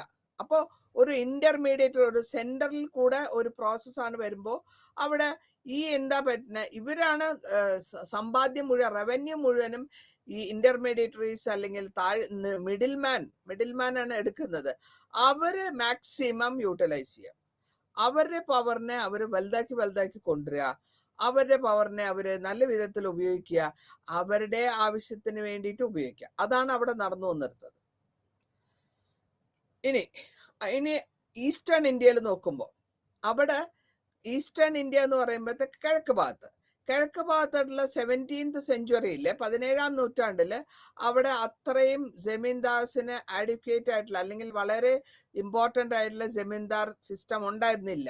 അവരെന്താ ചെയ്യുന്ന, ഒരു revenue system, collection of tax അല്ലെങ്കിൽ റവന്യൂ സിസ്റ്റം, എങ്ങനെ എനിക്ക് ഏത് സൗകര്യമോ ഞാൻ അതുമാതിരി ചെയ്യാം. അങ്ങനെയാണ് ഈസ്റ്റേൺ ഇന്ത്യ, കിഴക്ക് ഭാഗത്തുള്ള കമേഴ്സ്യൽ ആയിട്ടുള്ള കിഴക്കൻ സൈഡിലുള്ള ഇന്ത്യയിലുള്ളവര് ചെയ്തിരുന്നത്. അവർക്ക് ഇഷ്ടമുള്ള പ്രകാരം അവര് കളക്ഷൻ ചെയ്യും, അതേമാതിരി അവർ ഉപയോഗിക്കും. അപ്പോൾ ഇതിന്റെ തലസ്ഥാന നഗരിയിലേക്ക് ഇതിന്റെ മുഴുവനും എത്തുന്നില്ല. എത്താണ്ട് വരുമ്പോഴും അവിടെയും പ്രോബ്ലംസ് ക്രിയേറ്റ് ആവുന്നു. ഇവിടെ നമ്മൾ പൊളിറ്റിക്കലി ഇതിന്റെ കാരണം പൊളിറ്റിക്കലി ഒരു സ്റ്റേബിൾ ആയിട്ടുള്ള ഗവൺമെന്റ് ഇല്ല, അല്ലെങ്കിൽ ഒരു സ്ഥിരമായ ഒരു ഗവൺമെന്റ് അവിടെ ഇല്ലാണ്ട് വരുമ്പോൾ അതിന്റെ കൂടെ പണവിഷയം, അതായത് ഫൈനാൻഷ്യൽ സ്ട്രെയിൻ കൂടെ വരുമ്പോഴത്തേക്കും എംപയറിന് കൂടുതലായിട്ടും അത് നഷ്ടമാണ്. അതായത് മുഗൾ എംപയറിന് കൂടുതൽ അടി കൊണ്ടുകൊണ്ടിരുന്നത് ഈ കാരണങ്ങൾ വെച്ചാണ്. അവരുടെ ഈസ്റ്റേൺ കൺട്രിയിൽ അല്ലെങ്കിൽ കിഴക്കൻ ഇന്ത്യൻ കമേഴ്സ്യൽ സ്ട്രേറ്റില് അവർ 17ാം നൂറ്റാണ്ടിൽ വലിയ ബിസിനസ് ചെയ്തിരുന്നില്ലെങ്കിലും കിട്ടിയ ബിസിനസ്സിന് അവര് സെമീന്ദാർ ആണ് ഉപയോഗിച്ചുകൊണ്ടിരുന്നത്. അവരുടെ ഒരു സിസ്റ്റം അത്രയും സ്ട്രോങ് അല്ല, അല്ലെങ്കിൽ ഒരു ഘടകമല്ല, സ്ട്രോങ് ആയിട്ടുള്ള ഒരു സ്ലാക്ക് ആണ് പറയാം. അല്ലെങ്കിൽ നമുക്ക് അതിനെ പറയാം അവർ അത്രത്തോളം ഇമ്പോർട്ടൻസ് കൊടുത്തിട്ടില്ല. അല്ലെങ്കിൽ കൊടുത്താൽ തന്നെ അവർക്ക് എന്ത് ബെനിഫിറ്റ് വരും അതാണ് അവർ നോക്കുന്നത്. അല്ലാണ്ട് മുഗൾ രാജാവിന് തലസ്ഥാനത്തിരിക്കുന്ന രാജാവിനോ രാജാവിന്റെ ഫാമിലിക്കോ സഹായം വരണം എന്നുള്ളതല്ല അവരുടെ ഈ ജമീന്ദാർമാരുടെ. അവർക്ക് ജമീന്ദാർക്ക് എപ്പോഴായാലും ആ ഒരു ഐഡിയ വരും, കുറച്ച് കഴിഞ്ഞാൽ ഞാനല്ലേ മേടിക്കുന്നത്, അപ്പൊ മാക്സിമം നമ്മൾ ബെനിഫിറ്റ് കിട്ടണം. നമ്മൾ കിട്ടുന്നതിൽ ഒരംശമാണ് തലസ്ഥാനത്ത് എത്തുന്നത്. അപ്പൊ അങ്ങനെ വരുമ്പോൾ പവറ്, ഒരു ആൾക്കാർക്ക് ധനം, പവർ, കയ്യിൽ കിട്ടുന്ന പവർ, ഇതൊക്കെ ഉപയോഗിച്ച് വരുമ്പോൾ സാധാരണമായിട്ട് നമ്മൾ കാണാറുള്ളതാണ് ഒരു സ്ലാക്ക് ആയിട്ട് പോവുക, അല്ലെങ്കിൽ ഒരു സ്ലോ ആയിട്ട് പോവുക, അല്ലെങ്കിൽ സ്ലഗ്ഗിഷ് ആയിട്ട് പോവുക. ഇങ്ങനെയൊക്കെ പതുക്കെ നിരങ്ങി വരുമ്പോഴത്തേക്ക് റവന്യൂ കളക്ഷൻ വന്ന് വല്ലാണ്ട് അത് അവർക്ക് ഉപയോഗപ്പെടും, പക്ഷെ രാജാവിന് അത് ഉപയോഗപ്പെടില്ല. അപ്പൊ കാരണം ഈ ജമീന്ദാർമാരും ഈ കർഷകരോ അല്ലെങ്കിൽ ബിസിനസ്സുകാരോ നേരിട്ട് രാജാവുമായിട്ട് കോണ്ടാക്ട് ഇല്ല. അപ്പോ നേരുമുഖം കാണുന്നവർക്കാണ് ഏറ്റവും കൂടുതൽ ബെനിഫിറ്റ് കിട്ടുന്നത്. ഇത് നോക്കുമ്പോൾ നമ്മൾക്ക് അറിയാൻ പറ്റും, പൊളിറ്റിക്കലായിട്ട് ഇത് വലിയ പ്രോബ്ലം ഇല്ല. പക്ഷേ പൊളിറ്റിക്കലായിട്ട് പ്രോബ്ലം ഇല്ലെങ്കിൽ കൂടെയും അത് രാജ്യത്തിന്റെ ഭരണാധികാരിയുടെ ഖജനാവിന്റെ പ്രോബ്ലം ഉണ്ടാവും. കാരണം അവിടെ ഖജനാവിൽ പണം എത്തിയാൽ മാത്രമേ രാജാവിന് എന്തെങ്കിലും നല്ല കാര്യങ്ങൾ ആൾക്കാർക്ക് വേണ്ടി ചെയ്യാൻ പറ്റുള്ളൂ, അല്ലെങ്കിൽ എന്തെങ്കിലും സഹായം രാജ്യത്തിന്റെ പ്രജകളോട് ചെയ്യാൻ പറ്റുള്ളൂ. അപ്പൊ ഇവിടുന്ന് പോകുന്ന ഇവിടുന്ന് പല സ്ഥലങ്ങളിൽ നിന്ന് പോകുന്ന റവന്യൂ കുറയുമ്പോൾ രാജാവിന്റെ ട്രഷറി അല്ലെങ്കിൽ രാജാവിന്റെ ഖജന കുറഞ്ഞു വരുമ്പോൾ രാജാവിന് ഒരു യുദ്ധം വന്നാലും പ്രശ്നമാണ്. അപ്പോ നേർമുഖ കാഴ്ചയിൽ നോക്കുമ്പോൾ ഈ ടാക്സ് റവന്യൂ സിസ്റ്റത്തിന്റെ സ്ലഗിഷ്നെസ് കൊണ്ട് പൊളിറ്റിക്കലി അല്ലെങ്കിൽ രാഷ്ട്രീയമായിട്ട് വലിയ പ്രശ്നമില്ലെങ്കിൽ കൂടെയും അതിൽ അതൊക്കെ നമുക്ക് കാണാൻ പറ്റുന്നത് എന്താ വെച്ചാൽ പണവിഷയമായിട്ട് ധനപരമായി രാജ്യം സഫർ ചെയ്തിരുന്നു, അല്ലെങ്കിൽ മുഗൾ എംപയർ സഫർ ചെയ്തുകൊണ്ടിരുന്നു. ഇതാണ് കാരണം രാജാവിന് ജമീന്ദാർമാരെ ഡിപ്പെൻഡ് ചെയ്യേണ്ട ഒരു സിറ്റുവേഷൻ വന്നുകൊണ്ട് അവര് കൊടുക്കുന്നത് മേടിക്കുക എന്നുള്ളത് മാത്രമാണ് ഇവരുടെ വഴി. വേറെ വഴിയില്ല, വേറെ പോംവഴി ഇല്ലാത്തത് കൊണ്ട് അത് അവരങ്ങനെ അക്സെപ്റ്റ് ചെയ്ത് പോയിക്കൊണ്ടിരുന്നു. ഇനി സോഷ്യോ എക്കണോമിക് കണ്ടീഷൻസ് എന്താന്ന് നോക്കുമ്പോൾ, സോഷ്യലായിട്ടും എക്കണോമിക്കലായിട്ടും നമ്മൾ ഇത്രയും നേരം റവന്യൂവിനെ പറ്റി പറഞ്ഞു. 3 ലാംഗ്വേജിൽ, അതായത് പേർഷ്യൻ ലാംഗ്വേജിൽ പറയുന്നുണ്ട്, പേർഷ്യൻ ലാംഗ്വേജിൽ പറയുന്നു പോസിബിലിറ്റീസ് എന്ന് വെച്ചാൽ വായിക്കാനും ഡീസെൻട്രലൈസ്ഡ് ആയിട്ടുള്ളതും വണറബിൾ ഈ എംപയറിന്റെ അല്ലെങ്കിൽ രാജ്യത്തിന്റെ കാര്യങ്ങൾ ഈ ലാംഗ്വേജസ് വഴി സൊസൈറ്റിയിൽ എല്ലാവർക്കും അറിയാൻ സാഹചര്യം കിട്ടി. എക്കണോമിക്കലി സോഷ്യലി ഇവിടുത്തെ പ്രശ്നങ്ങൾ മനസ്സിലാക്കാൻ പറ്റിയ ആൾക്കാർക്ക് പേർഷ്യൻ ലാംഗ്വേജ് ആയതുകൊണ്ട് പെട്ടെന്ന് മനസ്സിലാക്കാൻ പറ്റി. സ്റ്റീഫൻ ബ്ലേക്ക് പറയുന്നു മുഗൾ സിസ്റ്റത്തില് പാട്രിമോണിയൽ ബ്യൂറോക്രാറ്റിക് എഡിഫൈസ് ആണ്, അതായത് വേരിയന്റ് ആയിട്ടുള്ള ആൺമേധാവിത്വവും അവരുടെ ബ്യൂറോക്രാറ്റിക് അഭിപ്രായങ്ങളാണ് കൂടുതലായിട്ടുള്ള നമ്മൾ ഇമ്പോർട്ടൻസ് കൊടുത്തിരുന്നത്. മാത്രമല്ല മുഗൾ രാജാക്കന്മാര് ആ കാലഘട്ടത്തിൽ വളരെ ഡിഫിക്കൽട്ടായ ഒരു സിറ്റുവേഷൻ എന്നുവെച്ചാൽ ഒരു ഞാണിന്മേൽ കണി എന്ന് പറയാം. ടൈറ്റ് റോപ്പ് എന്ന് പറയുമ്പോൾ ഞാണിന്മേൽ കണി അങ്ങനെയാണ് പോയിക്കൊണ്ടിരുന്നത്. എങ്കിൽ കൂടെയും അവരുടെ പേഴ്സണലൈസ്ഡ് ആയിട്ടുള്ള പേഴ്സണൽ സ്റ്റൈൽ റൂളൊന്നും ഇതിൽ അവര് മിലിറ്ററിയിൽ വിഷനിലോ അല്ലെങ്കിൽ സെൻട്രലൈസ്ഡ് വിഷനിലോ ഉപയോഗിച്ചിരുന്നില്ല. അപ്പോൾ എന്ത് പറ്റുന്നു, മുഗൾസിന്റെ ഫെയിലിയർ അല്ലെങ്കിൽ മുഗളന്മാരുടെ ഒരു തോൽവിക്ക് ഈ ഗ്യാപ്പ് വളരെ ഇമ്പോർട്ടൻ്റ് ആയി പോയി. ആ ഇമ്പോർട്ടൻ്റ് ആയ ഗ്യാപ്പ് അത് മാത്രമല്ല പേഴ്സണൽ ആയിട്ടുള്ള ഗ്യാപ്പും മിലിറ്ററി ആയിട്ടുള്ള ഗ്യാപ്പും കൂടെ വരുമ്പോഴത്തേക്കും അവരുടെ മിലിറ്ററിയുടെ സ്ഥാനം അല്ലെങ്കിൽ മിലിറ്ററിന്റെ എഫക്റ്റ് എത്രത്തോളം അവർക്ക് ഉപയോഗിക്കാൻ പറ്റിയില്ല എന്നുള്ളതാണ് വലിയ കാര്യം. കാരണം അവരുടെ ആധിപത്യം കുറഞ്ഞു പോയി, അല്ലെങ്കിൽ അവരുടെ പവർ കുറഞ്ഞു പോയി. പതുക്കെ അവരുടെ ധനപരമായിട്ടും കുറയാൻ തുടങ്ങി, രാജ്യത്തില് മിലിറ്ററിയും കുറയാൻ തുടങ്ങി, രാഷ്ട്രീയമായിട്ടും പൊളിറ്റിക്കലിയും കുറയാൻ തുടങ്ങി. അപ്പൊ അങ്ങനെ സ്ലോലി വരുമ്പോഴത്തേക്കും ഇവർക്ക് ഫൈറ്റ് ചെയ്യാനുള്ള ഒരു ടെൻഡൻസിയും കുറഞ്ഞു വരാൻ തുടങ്ങി. മാത്രമല്ല ഇവിടെ നമ്മുടെ എല്ലാ സ്ഥലത്തും ഒരു വളരെ പ്രാധാന്യമുള്ള ആൾക്കാരെ അല്ല കാണുന്നത്. നമ്മൾ വളരെ എലൈറ്റ് ആയിട്ടുള്ള സൊസൈറ്റിയിൽ വലിയ ആൾക്കാരെ അല്ല നമ്മൾ കാണുന്നത് മുഴുവനും ബാങ്ക് നടത്തുന്നവരെ, ബാങ്ക് വർക്ക് നടത്തുന്നവരെ, വ്യവസായികളൊക്കെയാണ്. ഈ കൂടുതലായിട്ടും ഈ കാലഘട്ടത്തിൽ കണ്ടിട്ടുള്ളത് കച്ചവടക്കാരും ബാങ്കറുമാണ് ഏറ്റവും കൂടുതൽ പ്രോമിനന്റ് ആയിട്ട് അല്ലെങ്കിൽ ഏറ്റവും കൂടുതൽ ആധിപത്യം സ്ഥാപിച്ചു കൊണ്ടിരുന്നത്. കാരണം അവരെ കൊണ്ട് സൊസൈറ്റിക്ക് ആവശ്യമുണ്ട്, അവരാണ് സൊസൈറ്റിയുടെ നിലനിൽപ്പിന് വേണ്ടിയിട്ട് സഹായിച്ചുകൊണ്ടിരുന്നത്. ഇനി CA ബെയ്ലി പറയുന്നു പല വിധത്തിലുള്ള ആൾക്കാരുണ്ട്.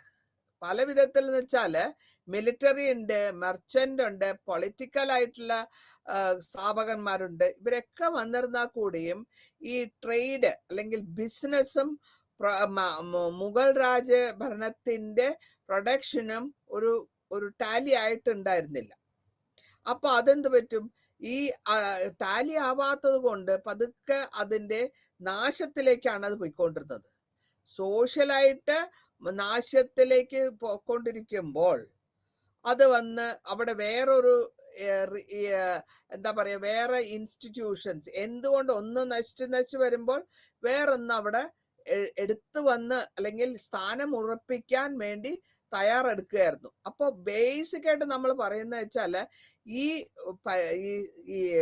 ഈ താഴ്മയുടെ അല്ലെങ്കിൽ ഈ മുഗൾ രാജാക്കന്മാരുടെ മുഗൾ ഇൻസ്റ്റിറ്റ്യൂഷൻസിന്റെ വിത്തുകൾ, അതായത് വിഭജനത്തിന്റെയും അതേമാതിരി താഴ്ചയുടെയും വിത്തുകൾ അവിടെ ജെർമിനേറ്റ് ആയി പോയി എന്നുള്ളതാണ് 18ാം നൂറ്റാണ്ടിൽ നമ്മൾ കണ്ടിട്ടുള്ളത്.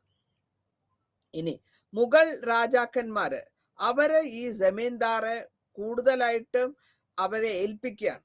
അതായത് ധനശേഖരണത്തിനും റവന്യൂ അഡ്മിനിസ്ട്രേഷനും കൂടുതൽ ഏൽപ്പിച്ചു കഴിയുമ്പോൾ അവര് രാജാവിന്റെ പ്രതിനിധി എന്നുള്ള നിലയിലാണ് അവർ പോകുന്നത്. അപ്പൊ അവർക്ക് കുറച്ച് കഴിയുമ്പോൾ അവരൊരു ബിഹേവിയറിൽ മാറ്റം വരും. ഒരു കൊച്ചു രാജാവ് എന്നുള്ള ലെവൽ അല്ലെങ്കിൽ കൂടുതൽ ആഠ്യന്മാരെന്നുള്ള നിലയിൽ അവര് ഒരു മനസ്സുകൊണ്ട് അവർ ഞാൻ വലിയ ആളാണ് എന്നൊരു തോന്നലുണ്ടാവും. അതുമാതിരി ആർമി കാരണം ഇവര് റവന്യൂ കളക്ഷൻ ഇങ്ങനെയായിരുന്നു ആദ്യ കാലഘട്ടത്തിൽ. ഒരാൾക്ക് ജമീന്ദാർക്ക് ഒരു 10 ഏക്കർ സ്ഥലം കൊടുത്തിട്ടുണ്ടെങ്കിൽ അവിടുത്തെ കളക്ഷൻ അയാൾ എടുക്കണം. ആ കളക്ഷന്റെ ഒരു പങ്ക് രാജാവിന് കൊടുക്കണം. പിന്നെ അത് കൂടാണ്ട് അയാൾ ഒരു മിലിറ്ററി ഒരു ഗ്രൂപ്പിനെ മെയിൻറ്റെയിൻ ചെയ്യണം.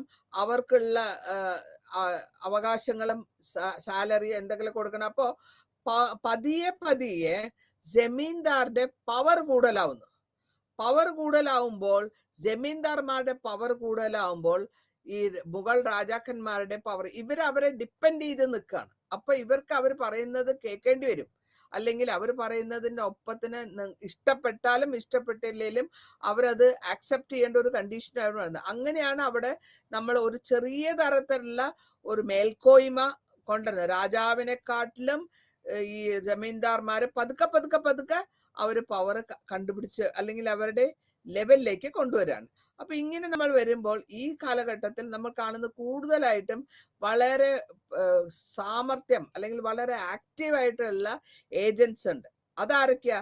ആരാണോ പണം കൊടുക്കുന്ന ദല്ലാൽ, പിന്നെ കമ്പനികൾ അല്ലെങ്കിൽ പുതിയതായിട്ട് ഉണ്ടാക്കി കൊണ്ടുവരുന്ന ചെറിയ കച്ചവടക്കാർ, എന്റർപ്രണേഴ്സ്, പിന്നെ വരുന്നത് നമ്മളുടെ കൺസ്യൂമേഴ്സ് ആണ്, അല്ലെങ്കിൽ നമ്മൾ അത് മേടിക്കുന്നവരാണ്.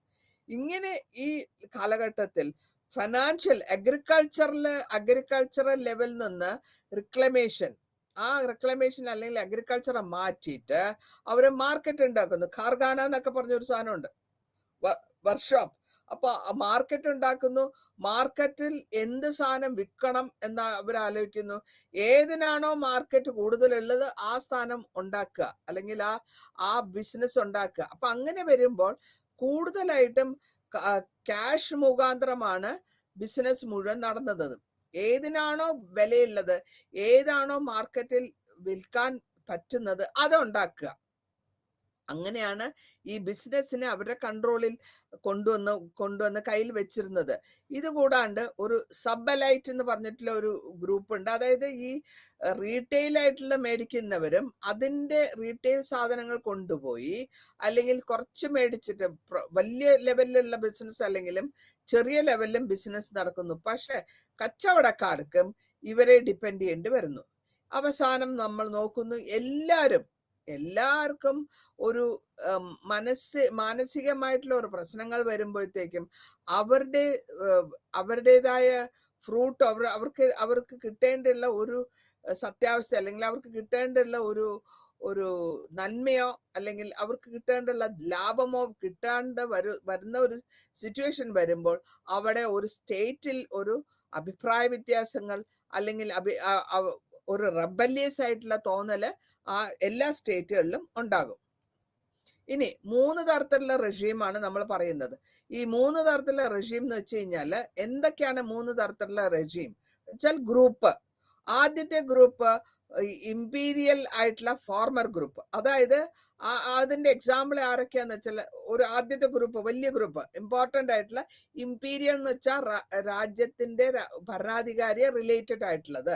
അവര് ഡെക്കാൻ നവാബ്, ഔദ്, ബംഗാള്, ഇവരൊക്കെയാണ് ആദ്യത്തെ മുഗൾ ഫോംസ് അല്ലെങ്കിൽ ഒരു റെജീം.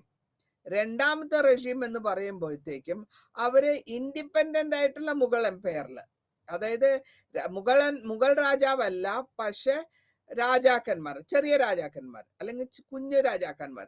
അത് ആ ഗ്രൂപ്പ് ഏതാന്ന് വെച്ചാൽ മറാത്ത, ജാത്ത് ആൻഡ് സിഖ്. ഇതൊക്കെ മൂന്നും ആ ലോക്കൽ ആയിട്ടുള്ള രാജാക്കന്മാരും അവർക്ക് കുറച്ചുകൂടെ ധൈര്യം, കുറച്ചുകൂടെ ഇൻഡിപെൻഡന്റ് ആയിട്ടുള്ള മുഗൾ രാജ്യത്തിൽ സ്വയം ഭരിച്ചിരുന്ന രാജാക്കന്മാർ എന്നർത്ഥം. മറാത്ത, ജാത്ത് ആൻഡ് സിഖ്. മൂന്നാമത്തെ ഗ്രൂപ്പ് ഏതാന്ന് വെച്ചാല് ഇത് വളരെ ഇമ്പോർട്ടന്റ് ആണ്. എക്സ്ട്രീം. എന്തിനാന്ന് വെച്ചാല് ഇതിലാണ് വരുന്നത് ലോക്കൽ ആയിട്ടുള്ള ആൾക്കാർ, കൂടുതൽ ജനസൗകര്യം, കൂടുതൽ ജനങ്ങൾ ഇൻവോൾവ് ആയിട്ടുള്ള ലോക്കൽ പ്രിൻസിപ്പാലിറ്റീസ് അതില് രാജ്യത്തിൽ ഭരിക്കുന്നവരല്ല വരുന്നത്, സാധാരണക്കാർ. മുസ്ലിം ഉണ്ട്, ഹിന്ദു ഉണ്ട്, ട്രൈബൽ ഒറിജിൻ ഉണ്ട്, ഗ്രാമവാസിയുണ്ട്, ആദിവാസിയുണ്ട്, എല്ലാവരും ഉണ്ട്.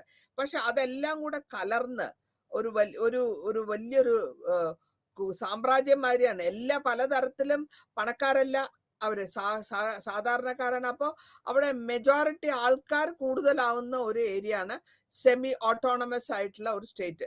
അപ്പൊ അങ്ങനെയുള്ള ഈ 3 റെഷീംസ് ആണ് കാലഘട്ടത്തിൽ നമ്മൾ കണ്ടിരുന്നത്.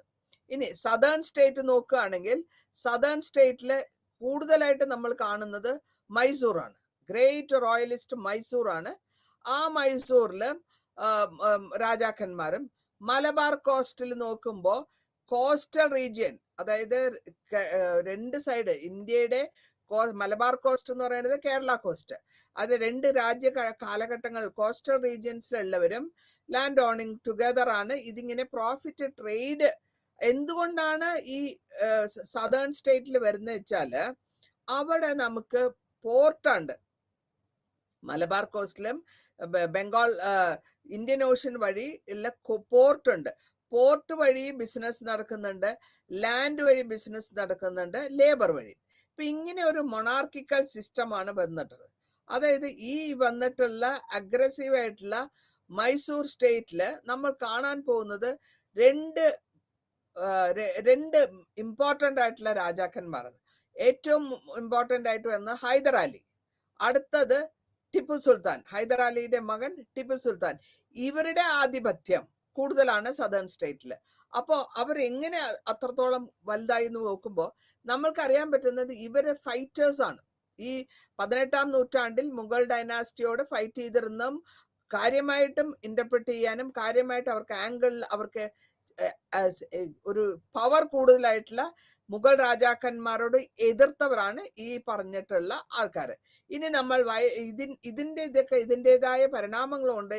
ഇന്ത്യൻ എക്കോണമി കണ്ടിന്യൂസ് ആയിട്ട് പോയിക്കൊണ്ടിരുന്നു. ഇനി അടുത്ത ചാപ്റ്ററിലേക്ക് നമ്മൾ കടക്കുകയാണ്. 2ാമത്തെ ചാപ്റ്ററിൽ വരുന്നത് നമ്മൾ ഫോക്കസ് ചെയ്യുന്നത് ഈ പറഞ്ഞ ഇൻഡിപെൻഡന്റ് സ്റ്റേറ്റ്സിനെ ഫോക്കസ് ചെയ്തിട്ടാണ് നമ്മൾ പരാമർശിക്കുന്നത്. ഈ എന്തുകൊണ്ടാണ് ഈ പൊളിറ്റിക്കൽ ഡിക്ലൈൻ അല്ലെങ്കിൽ പരിണാമം എന്തുകൊണ്ട് വന്നു, അതിൽ 3 ഡിസ്റ്റിങ്ഷ്ഡ് ആയിട്ടുള്ള രാജ്യങ്ങളുണ്ട്. ഏറ്റവും ഒന്ന് സ്റ്റേറ്റിലുള്ള ഹൈദരാബാദ്, അവധ്, ബംഗാൾ. ഈ 3 സ്റ്റേറ്റിലുമുള്ള രാജാക്കന്മാരും മുഗൾ എംപറേഴ്സും അവര് മുഗൾ രാജ്യത്തിൽ നിന്ന് വിട്ട് മാറി തന്നെ ഒരു ഇൻഡിപെൻഡന്റ്, ഞങ്ങൾ മുഗൾ രാജ്യത്തിൽ പെടുന്നവരല്ല എന്നുള്ള ഇൻഡിപെൻഡൻസ് ഡിക്ലെയർ ചെയ്തിട്ടുള്ളവരാണ്. 2ാമത് ഈ പുതിയ സ്റ്റേറ്റുകളിൽ 3ാമത് ഇത് നേരത്തെ ഉണ്ടായിരുന്ന സ്റ്റേറ്റുകളല്ല, ന്യൂ സ്റ്റേറ്റ്സ് എന്ന് പറയുമ്പോൾ അവിടെ മറാത്താസ് സെൻട്രൽ പാർട്ടില്, സിഖ് പഞ്ചാബില്, ജാത്ത് ആൻഡ് അഫ്ഗാൻ, ഇത് മൂന്നും പുതിയതായിട്ട് വരുന്ന 4 പുതിയതായിട്ട് വരുന്ന ഉടലെടുത്ത രാജ്യങ്ങളാണ്. അതുകൊണ്ടാണ് നമ്മൾ അതിനെ ന്യൂ സ്റ്റേറ്റ്സ് എന്ന് പറയാം. 3ാമത്തെ കാറ്റഗറി നോക്കുമ്പോൾ മൈസൂർ രാജാവ്, ഇൻഡിപെൻഡന്റ് ആയിട്ടുള്ള മൈസൂർ രാജ്യവും രജപുട്സും, നോർത്തിലുള്ള രജപുട്സും, കേരള മലബാറിലുള്ള കേരള, ഇത് 3ഉമാണ് 3ാമത്തെ കാറ്റഗറി ഇൻഡിപെൻഡന്റ് സ്വതന്ത്രമായ സ്റ്റേറ്റുകളായിട്ട് വരുന്നത്. ഇനി മൈസൂർ എങ്ങനെയാണ് വലുതായത് നോക്കാം. മൈസൂരില് മൈസൂർ കിങ്ഡം എവിടെയെന്ന് വെച്ചാല് സൗത്ത് ഓഫ് ഹൈദരാബാദ്. മൈസൂർ എന്ന് പറയുന്നത് ഇപ്പൊ നമ്മളുടെ കർണാടക എന്ന് പറയില്ലേ, ആ ഭാഗം മൈസൂർ കർണാടക, ആ ഭാഗം സൗത്ത് ഓഫ് ഹൈദരാബാദിന്റെ താഴെയാണ്. അപ്പൊ ഈ മൈസൂറിനെ ഒരു വിജയനഗർ, അന്നത്തെ കാലത്ത് അതിനെ വിജയനഗർ എംപയർ എന്നാണ് പറഞ്ഞിരുന്നത്. അതിനൊരു ഓട്ടോണമസ് സ്റ്റേറ്റ് ആയിരുന്നു വടയാർ ഡൈനാസ്റ്റി. അത് മൈസൂറിനെ അത് വൈസ് റോയൽറ്റി ആയിട്ടുണ്ടായിരുന്ന ഒരു കാലഘട്ടം. അതിന്റെ പിന്നാലെ അതിനെ പിടിച്ചെടുക്കാനായിട്ട് ഹൈദരാലിയും ടിപ്പു സുൽത്താൻ കൂടുതലായിട്ട് മൈസൂറിനെ അവരുടെ പവറിൽ, മിലിറ്ററി പവറിൽ കൊണ്ടുവന്ന ശേഷം ടിപ്പു സുൽത്താൻ കുറച്ചുകൂടെ ഹീറോയിക് ആയിട്ട് അതിനെ ബ്രിട്ടീഷുകാരോട് എതിർത്തതാണ് ടിപ്പു സുൽത്താന്റെ ഇമ്പോർട്ടൻസ്. അങ്ങനെ ടിപ്പു സുൽത്താൻ എതിർത്ത് അവരുടെ പവറിലേക്ക് വരികയാണ്. ഹൈദരാലിനെ പറ്റി പറയുകയാണെങ്കിൽ, ഹൈദരാലി ആണ് ഏറ്റവും കൂടുതൽ, ടിപ്പു സുൽത്താന്റെ ഫാദർ ഹൈദരാലി ആണ് വിജയനഗർ എംപയർ ആയ വോഡയാർ ഡൈനാസ്റ്റി ആയിട്ട് ഫൈറ്റ് ചെയ്യാനും അങ്ങനെ വലിയ രാജകുടുംബം ബാക്ക്ഗ്രൗണ്ട് ഒന്നും ഇല്ലെങ്കിലും ഇംഗ്ലീഷ് ആൾക്കാരോട് അവരെ ഒരു ഫൈറ്റ് ചെയ്യാനുള്ള ധൈര്യമുള്ള ഒരു ഗ്രൂപ്പായിരുന്നു. ഇവരിങ്ങനെ മിലിറ്ററി പവർ കൊണ്ട് അവർ വലുതായി ഭയങ്കര ഫൈറ്റ് നടക്കുന്നു. ആ ഫൈറ്റിലാണ് ഈ രാജ്യത്തിനെ എതിർക്കാൻ, ഇംഗ്ലീഷുകാരോട് എതിർക്കാൻ, കമ്പനിയോട് എതിർക്കാൻ ധൈര്യമുള്ള ആളായിരുന്നു ഹൈദരാലി. അയാളുടെ ഏറ്റവും വലിയ ഇമ്പോർട്ടന്റ് ഇംഗ്ലീഷ് ട്രൂപ്പിനെ 5 മൈലോളം മദ്രാസ് പ്രസിഡൻസിയിൽ ഓടിക്കുകയും, അതായത് ഹൈദരാലിക്ക് ബ്രിട്ടീഷ് കമ്പനീനെ ഒരു തകർക്കാനുള്ള ഒരു ചാൻസസ് ഉണ്ടായിരുന്നു. അതിനുശേഷം ഒരു ട്രീറ്റി 1769 സൈൻ ചെയ്യുന്നു. അപ്പൊ അത്രത്തോളം ധൈര്യമുണ്ട്, അത്രത്തോളം സാമർത്ഥ്യമുണ്ട്. ഇനി മാറൊക്കെ വലുതായി വരുമ്പോഴത്തേക്കും ഇവരെന്താ ചെയ്യിച്ചാല് ഉപയോഗിക്കുന്ന ആംസ് അല്ലെങ്കിൽ അവർ ഉപയോഗിച്ചിട്ടുള്ള ഫയർ വർക്ക്സ് ഒക്കെ വളരെ പവർഫുൾ ആയിരുന്നു. ലോക്കലായിട്ട് ഉപയോഗിച്ചിരുന്നവരും ഹണ്ടർ ഗ്യാദറേഴ്സ് ആണ്. ഈ മിലിറ്ററി സ്കിൽസ്, ഹണ്ടർ ഗ്യാദർ എന്ന് പറയുമ്പോൾ അവർക്ക് ശാരീരികമായിട്ടും മാനസികമായിട്ടും ധൈര്യം ഉണ്ടാവും. അങ്ങനെ അവര് വിജയനഗർ കിങ്ഡത്തിന്റെ മിലിറ്ററി ഹെഡായിരുന്നു. പിന്നെ ഇവരുടെ ഇതിൽ രണ്ടുപേരിലും കൂടുതലായിട്ട് വരുന്നത് കൺട്രോള്, റവന്യൂ കൺട്രോള്, വളരെ കറക്റ്റായിട്ട് റവന്യൂ കൺട്രോൾ പിടിച്ചിരുന്നു. പിന്നെ സപ്പോർട്ട് ചെയ്യാനായിട്ട് പ്രീസ്റ്റ്, അമ്പലങ്ങളിലുള്ള തന്ത്രിമാർ ഇവരെ സപ്പോർട്ട് ചെയ്തിരുന്നു. എന്തുകൊണ്ടാണ് നമ്മൾ അങ്ങനെ നോക്കുന്നത് വെച്ചാൽ, ഈ ലോക്കലുള്ള അമ്പലങ്ങൾ ഒരു ട്രേഡിംഗ് ആക്ടിവിറ്റി അല്ലെങ്കിൽ ഒരു പരിസരം, നമുക്ക് ഇപ്പോഴത്തെ പറയാം, അന്നത്തെ കാലത്ത് എല്ലാവരും മീറ്റിംഗ് പ്ലേസ് അമ്പലങ്ങളായിരുന്നു. അപ്പൊ അങ്ങനെ ഒരു ഇന്ററാക്ഷൻ അവിടെ കൊടുക്കുന്നതുകൊണ്ടും അവർക്ക് ഒരു സ്ഥാനം ഉണ്ടായിരുന്നു. ഇനി 18ാം നൂറ്റാണ്ടിൽ ഈ ചെറിയ വോഡയാറിന്റെ കൺട്രോളിൽ നിൽക്കുന്ന മൈസൂറിനെ പിടിച്ചെടുക്കുകയും അതിനെ മിലിറ്ററൈസേഷൻ ചെയ്ത് ഇൻക്രീസ് ചെയ്ത് റവന്യൂവിനെ കൂടുതലായിട്ട് കളക്ഷൻ ഉണ്ടാക്കുകയും കളക്ഷനിൽ നിന്ന് റവന്യൂ അവർക്ക് ലാൻഡ്, അതായത് സോൾജേഴ്സ് ആയിട്ടുള്ളവർക്ക് ലാൻഡ് കളക്ഷൻ അല്ലെങ്കിൽ ടാക്സിലെ എക്സംഷൻ കൊടുക്കുകയും ചെയ്തിട്ടുണ്ട്. അപ്പൊ അത് അവർക്ക് ബെനിഫിറ്റ് ആണ്. ഇനി ഹൈദരാലിന്റെ ടാക്ടിക്സ് എന്താന്ന് വെച്ചാല്, പുള്ളി വളരെ അംബീഷ്യസ് ആണ്. ടാക്സ് കളക്ഷൻ ചെയ്യുന്നതിലും എല്ലാത്തിലും ഒരു ടാക്ടിക്സ് ഉണ്ട്, അല്ലെങ്കിൽ ഒരു മെത്തേഡ് ഉണ്ടായിരുന്നു. അങ്ങേരെ എന്താ പറയാ, ചീഫായിട്ടുള്ളവർക്ക് അവർക്ക് ഒരു ചീഫിനും ക്ലെയിം ചെയ്യാൻ പറ്റാത്ത വിധത്തിൽ റെസിസ്റ്റ് ചെയ്യുന്നു. ആരെങ്കിലും ടാക്സ് ചെയ്യില്ല, കൊടുക്കില്ല എന്ന് പറയുമ്പോൾ അവരെ ആ സ്ഥലത്ത് നിന്ന് ടാക്സ് കൊടുക്കാത്ത ചീഫിനെ മാറ്റുന്നു. അപ്പൊ അങ്ങനെ വരുമ്പോൾ ചീഫിന്റെ ആക്ടിവിറ്റീസിനെ ഒരു ചെക്ക് ചെയ്യാനുള്ള ഒരു ടാക്ടിക്സ് ആണ് ഹൈദരാലി ഉപയോഗിച്ചിരുന്നത്. ടിപ്പു സുൽത്താന്റെ കാലഘട്ടത്തിൽ ടിപ്പു സുൽത്താൻ സബ്ജുഗേറ്റ് ചെയ്യാണ്, എല്ലാരെയും കൺട്രോളിൽ വെക്കുകയാണ്. അവരെ ഒരു ലാൻഡിൽ നിന്ന് മാറ്റിയ ശേഷം ഇൻഡിവിജ്വലായിട്ട് അവരുടേതായ ഗവൺമെന്റ് റൂൾസിൽ കൊണ്ടുവന്നിട്ട് അവരെ ഇൻസിസ്റ്റ് ചെയ്യും. എങ്ങനെയെന്ന് വെച്ചാല്, നിങ്ങളുടെ സാലറിയിൽ നിന്ന് അവരുടെ ട്രൂപ്പിന് ആവശ്യമുള്ള ധനം ഉണ്ടാക്കുക, അത് കൊടുത്ത അവർക്ക് കൊടുക്കുകയും വേണം. അതിന്റെ വാറിന്റെ എന്തെങ്കിലും യുദ്ധം വന്നാൽ അതിന്റെ ചെലവ് നിങ്ങൾ നോക്കണം. അപ്പൊ ഇങ്ങനെ ഒരു മെത്തേഡ്സ്, ടിപ്പു സുൽത്താന്റെ മെത്തേഡ്സ് കൊണ്ടുവരുമ്പോൾ ടിപ്പുവിന്റെ ആർമീനെ കൺട്രോൾ ചെയ്യാൻ പറ്റിയിരുന്നു. ആ കൺട്രോൾ ചെയ്യാൻ പറ്റുമ്പോൾ ലോക്കലായിട്ട് ചീഫുമാർക്കൊന്നും പെട്ടെന്ന് അതുങ്ങളുടെ എതിർക്കാനോ പറ്റാത്ത ഒരു ടിപ്പു സുൽത്താൻ എന്താ പറയാ, ഭയങ്കരമായിട്ടുള്ള ഒരു ഫിറോഷ്യസ് ആയിട്ടുള്ള ഒരു രാജാവാണ്, മിലിറ്ററി ഹെഡാണ്. അപ്പൊ കൺട്രോൾ ചെയ്യാനും അറിയാം. അവനവന്റെ താഴെയുള്ളവരെ കൺട്രോൾ ചെയ്ത് കൊണ്ടുപോകണം, എങ്ങനെ കൊണ്ടുപോകണം എന്നുള്ള ആ സ്ട്രാറ്റജി അറിയാവുന്ന ഒരു രാജാവാണ് ടിപ്പു സുൽത്താൻ. ഇനി പുള്ളി അടുത്ത സ്റ്റെപ്പായിട്ട്, സ്ട്രാറ്റജി എന്ന് പറയുമ്പോൾ അഭിപ്രായം, ഡിസപ്ലിൻ, ആർമിയുടെ ഡിസപ്ലിന് വളരെ ഇമ്പോർട്ടൻസ് കൊടുത്തിരുന്നു. ആ ആർമിയുടെ ഇമ്പോർട്ടൻസിന് വേണ്ടിയിട്ട് ഒരു ആർമിയിൽ ഡിസപ്ലിൻ ഇല്ലെങ്കിൽ അത് ആർമി സക്സസ്ഫുൾ ആവില്ല. അപ്പൊ അതിന് എന്താ ചെയ്ത വെച്ചാല്, ഫ്രഞ്ച് സോൾജേഴ്സിനെ റിക്രൂട്ട് ചെയ്തു. എന്നിട്ട് അവരെ കൊണ്ട് ഇവിടെയുള്ള ലോക്കൽ ആർമിക്കാരെ ട്രെയിനിങ് കൊടുക്കുക. അപ്പോൾ പ്രാക്ടിക്കൽ ഇൻ സർവീസ് എന്ന് വേണമെങ്കിൽ നമുക്ക് പറയാം. ഫ്രഞ്ച് ആൾക്കാരെ എങ്ങനെയാണോ അവരുടെ ആർമിയിൽ ചെയ്തിരുന്നത് അതേമാതിരി ഇന്ത്യയിലുള്ളവർക്ക് ട്രെയിനിങ് കൊടുക്കുക. അപ്പൊ അങ്ങനെ ട്രെയിനിങ് കൊടുത്തു വരുമ്പോൾ ഹൈദരാലിയുടെ സമയത്തും ഇതുണ്ടായിരുന്നു. അപ്പൊ ഈ സിസ്റ്റം, അതായത് ട്രെയിനിങ് ഫോറിൻ റൂളേഴ്സ് അല്ലെങ്കിൽ ഫോറിൻ ഫ്രാൻസിലും ഇംഗ്ലണ്ടിലും ഉള്ള ആൾക്കാർ നമ്മുടെ ആർമീനെ ട്രെയിനിങ് ചെയ്യുമ്പോൾ നമ്മൾക്ക് ഒപ്പത്തിനൊപ്പം എത്തിപ്പെടാനുള്ള ഒരു സിസ്റ്റം കൊണ്ടുവരികയാണ് അവർ ചെയ്യുന്നത്. ഇൻഫൻട്രി ആയാലും ശരി, കാലാൾപ്പടയായാലും ശരി, ആർട്ടറി ആയാലും ശരി, എല്ലാത്തിലും അവർക്ക് ട്രെയിനിങ് കിട്ടുന്നുണ്ട്. ആ ട്രെയിനിങ് മുഖാന്തരം ഒരു ഡിസിപ്ലിൻ, ആർമിയിൽ ഒരു ഡിസിപ്ലിൻ കൊണ്ടുവരും.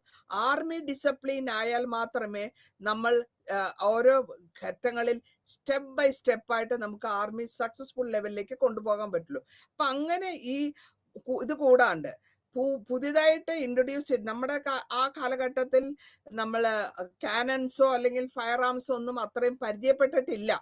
ഇത് ഇൻഡസ്ട്രിയൽ റവല്യൂഷൻ കഴിഞ്ഞിട്ട് അവിടെ യൂറോപ്പിൽ ഉണ്ടായതാണ്.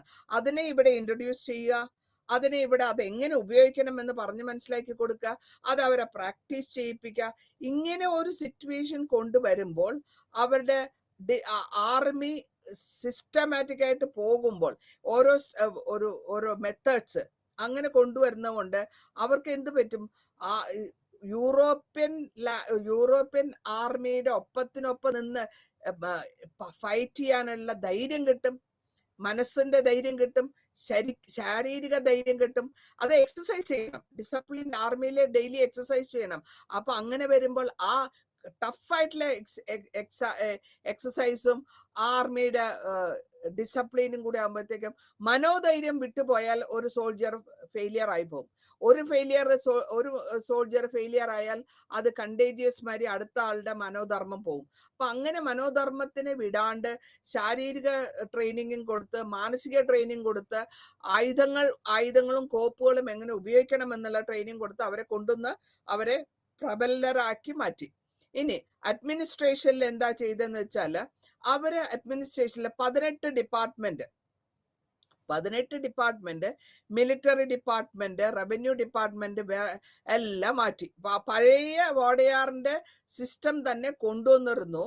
ഇവിടെ ടിപ്പു സുൽത്താനും ഹൈദരാലിയും പഴയ രാജാക്കന്മാരുടെ വോഡയാറിന്റെ തന്നെ ചെയ്തിരുന്നു എങ്കിൽ കൂടെയും കുറച്ചൊരു ചെറിയ വ്യത്യാസങ്ങളാണ് അവര് കൊണ്ടുവരുന്നത്. വലിയ ഓഫീസേഴ്സ്, ഏറ്റവും വലിയ ഓഫീസേഴ്സിനെ ഏതെങ്കിലും കാരണവശാൽ അവരുടെ തെറ്റുകൾ കണ്ടുപിടിച്ചാൽ അവരെ മാറ്റും. അപ്പൊ അങ്ങനെ പണിഷ്മെന്റും അവർ കൊടുത്തിരുന്നു. ഇനി ഫൈനാൻഷ്യൽ ആയിട്ട് നോക്കുമ്പോൾ അവർ വളരെ പൊളിറ്റിക്കലി എല്ലാ ഫൈനാൻസ്, റവന്യൂ ലാൻഡ് ഒക്കെ പല വിധത്തിൽ ഡിക്ലെയർ ചെയ്ത് റവന്യൂ കളക്ഷൻസ് എടുത്തിരുന്നു. ആ മോഡ് ഓഫ് അസസ്മെന്റ് ഒരു ലാൻഡിന്റെ മാതിരി ആയിരിക്കില്ല അടുത്ത ലാൻഡിലുള്ള കളക്ഷൻ. അപ്പൊ കളക്ഷൻ ഓരോ ലാൻഡിൽ നിന്ന് വ്യത്യാസമുള്ളതനുസരിച്ചിട്ട് ടാക്സ് കളക്ഷൻ അതിൽ വ്യത്യാസം വരും. ആ ലാൻഡ് എങ്ങനെയാണോ അതിനെ ബേസ് ചെയ്തിട്ടായിരിക്കണം ടാക്സ് കൊടുക്കേണ്ടത്. കർഷകർ അതിനെ ബേസ് ചെയ്തിട്ടായിരിക്കണം അടയ്ക്കേണ്ടത്. അതേമാതിരി തന്നെ റെന്റ്, വാട്ടർ ലെവലിലും വാട്ടർ ലാൻഡിൽ എങ്ങനെ ടാക്സ് അടയ്ക്കണം, ഷെയർ എത്ര അടയ്ക്കണം, ഇതിനൊക്കെ ഒരു ഡ്രൈ ലാൻഡിലുള്ളവർ എത്ര അടയ്ക്കണം, എല്ലാത്തിനും ഒരു വളരെ കൃത്യത കൊണ്ടുവന്നുകൊണ്ട് വളരെ ഈസി ആയിട്ട് പോയി. സ്ട്രോങ് സിസ്റ്റമാണ് അവര്. ഇതിനെയൊക്കെ നോക്കാൻ ഒരാൾക്കാർ അമിൽദാർ എന്ന് പറയും, അവർ റവന്യൂ സിസ്റ്റം നോക്കണം. അസബഡിയാർ എന്ന് പറയുന്നത് ലീഗൽ ആയിട്ടുള്ള എന്തെങ്കിലും വ്യത്യാസങ്ങൾ, വഴക്ക് തർക്കങ്ങൾ ഉണ്ടെങ്കിൽ അത് നോക്കണം.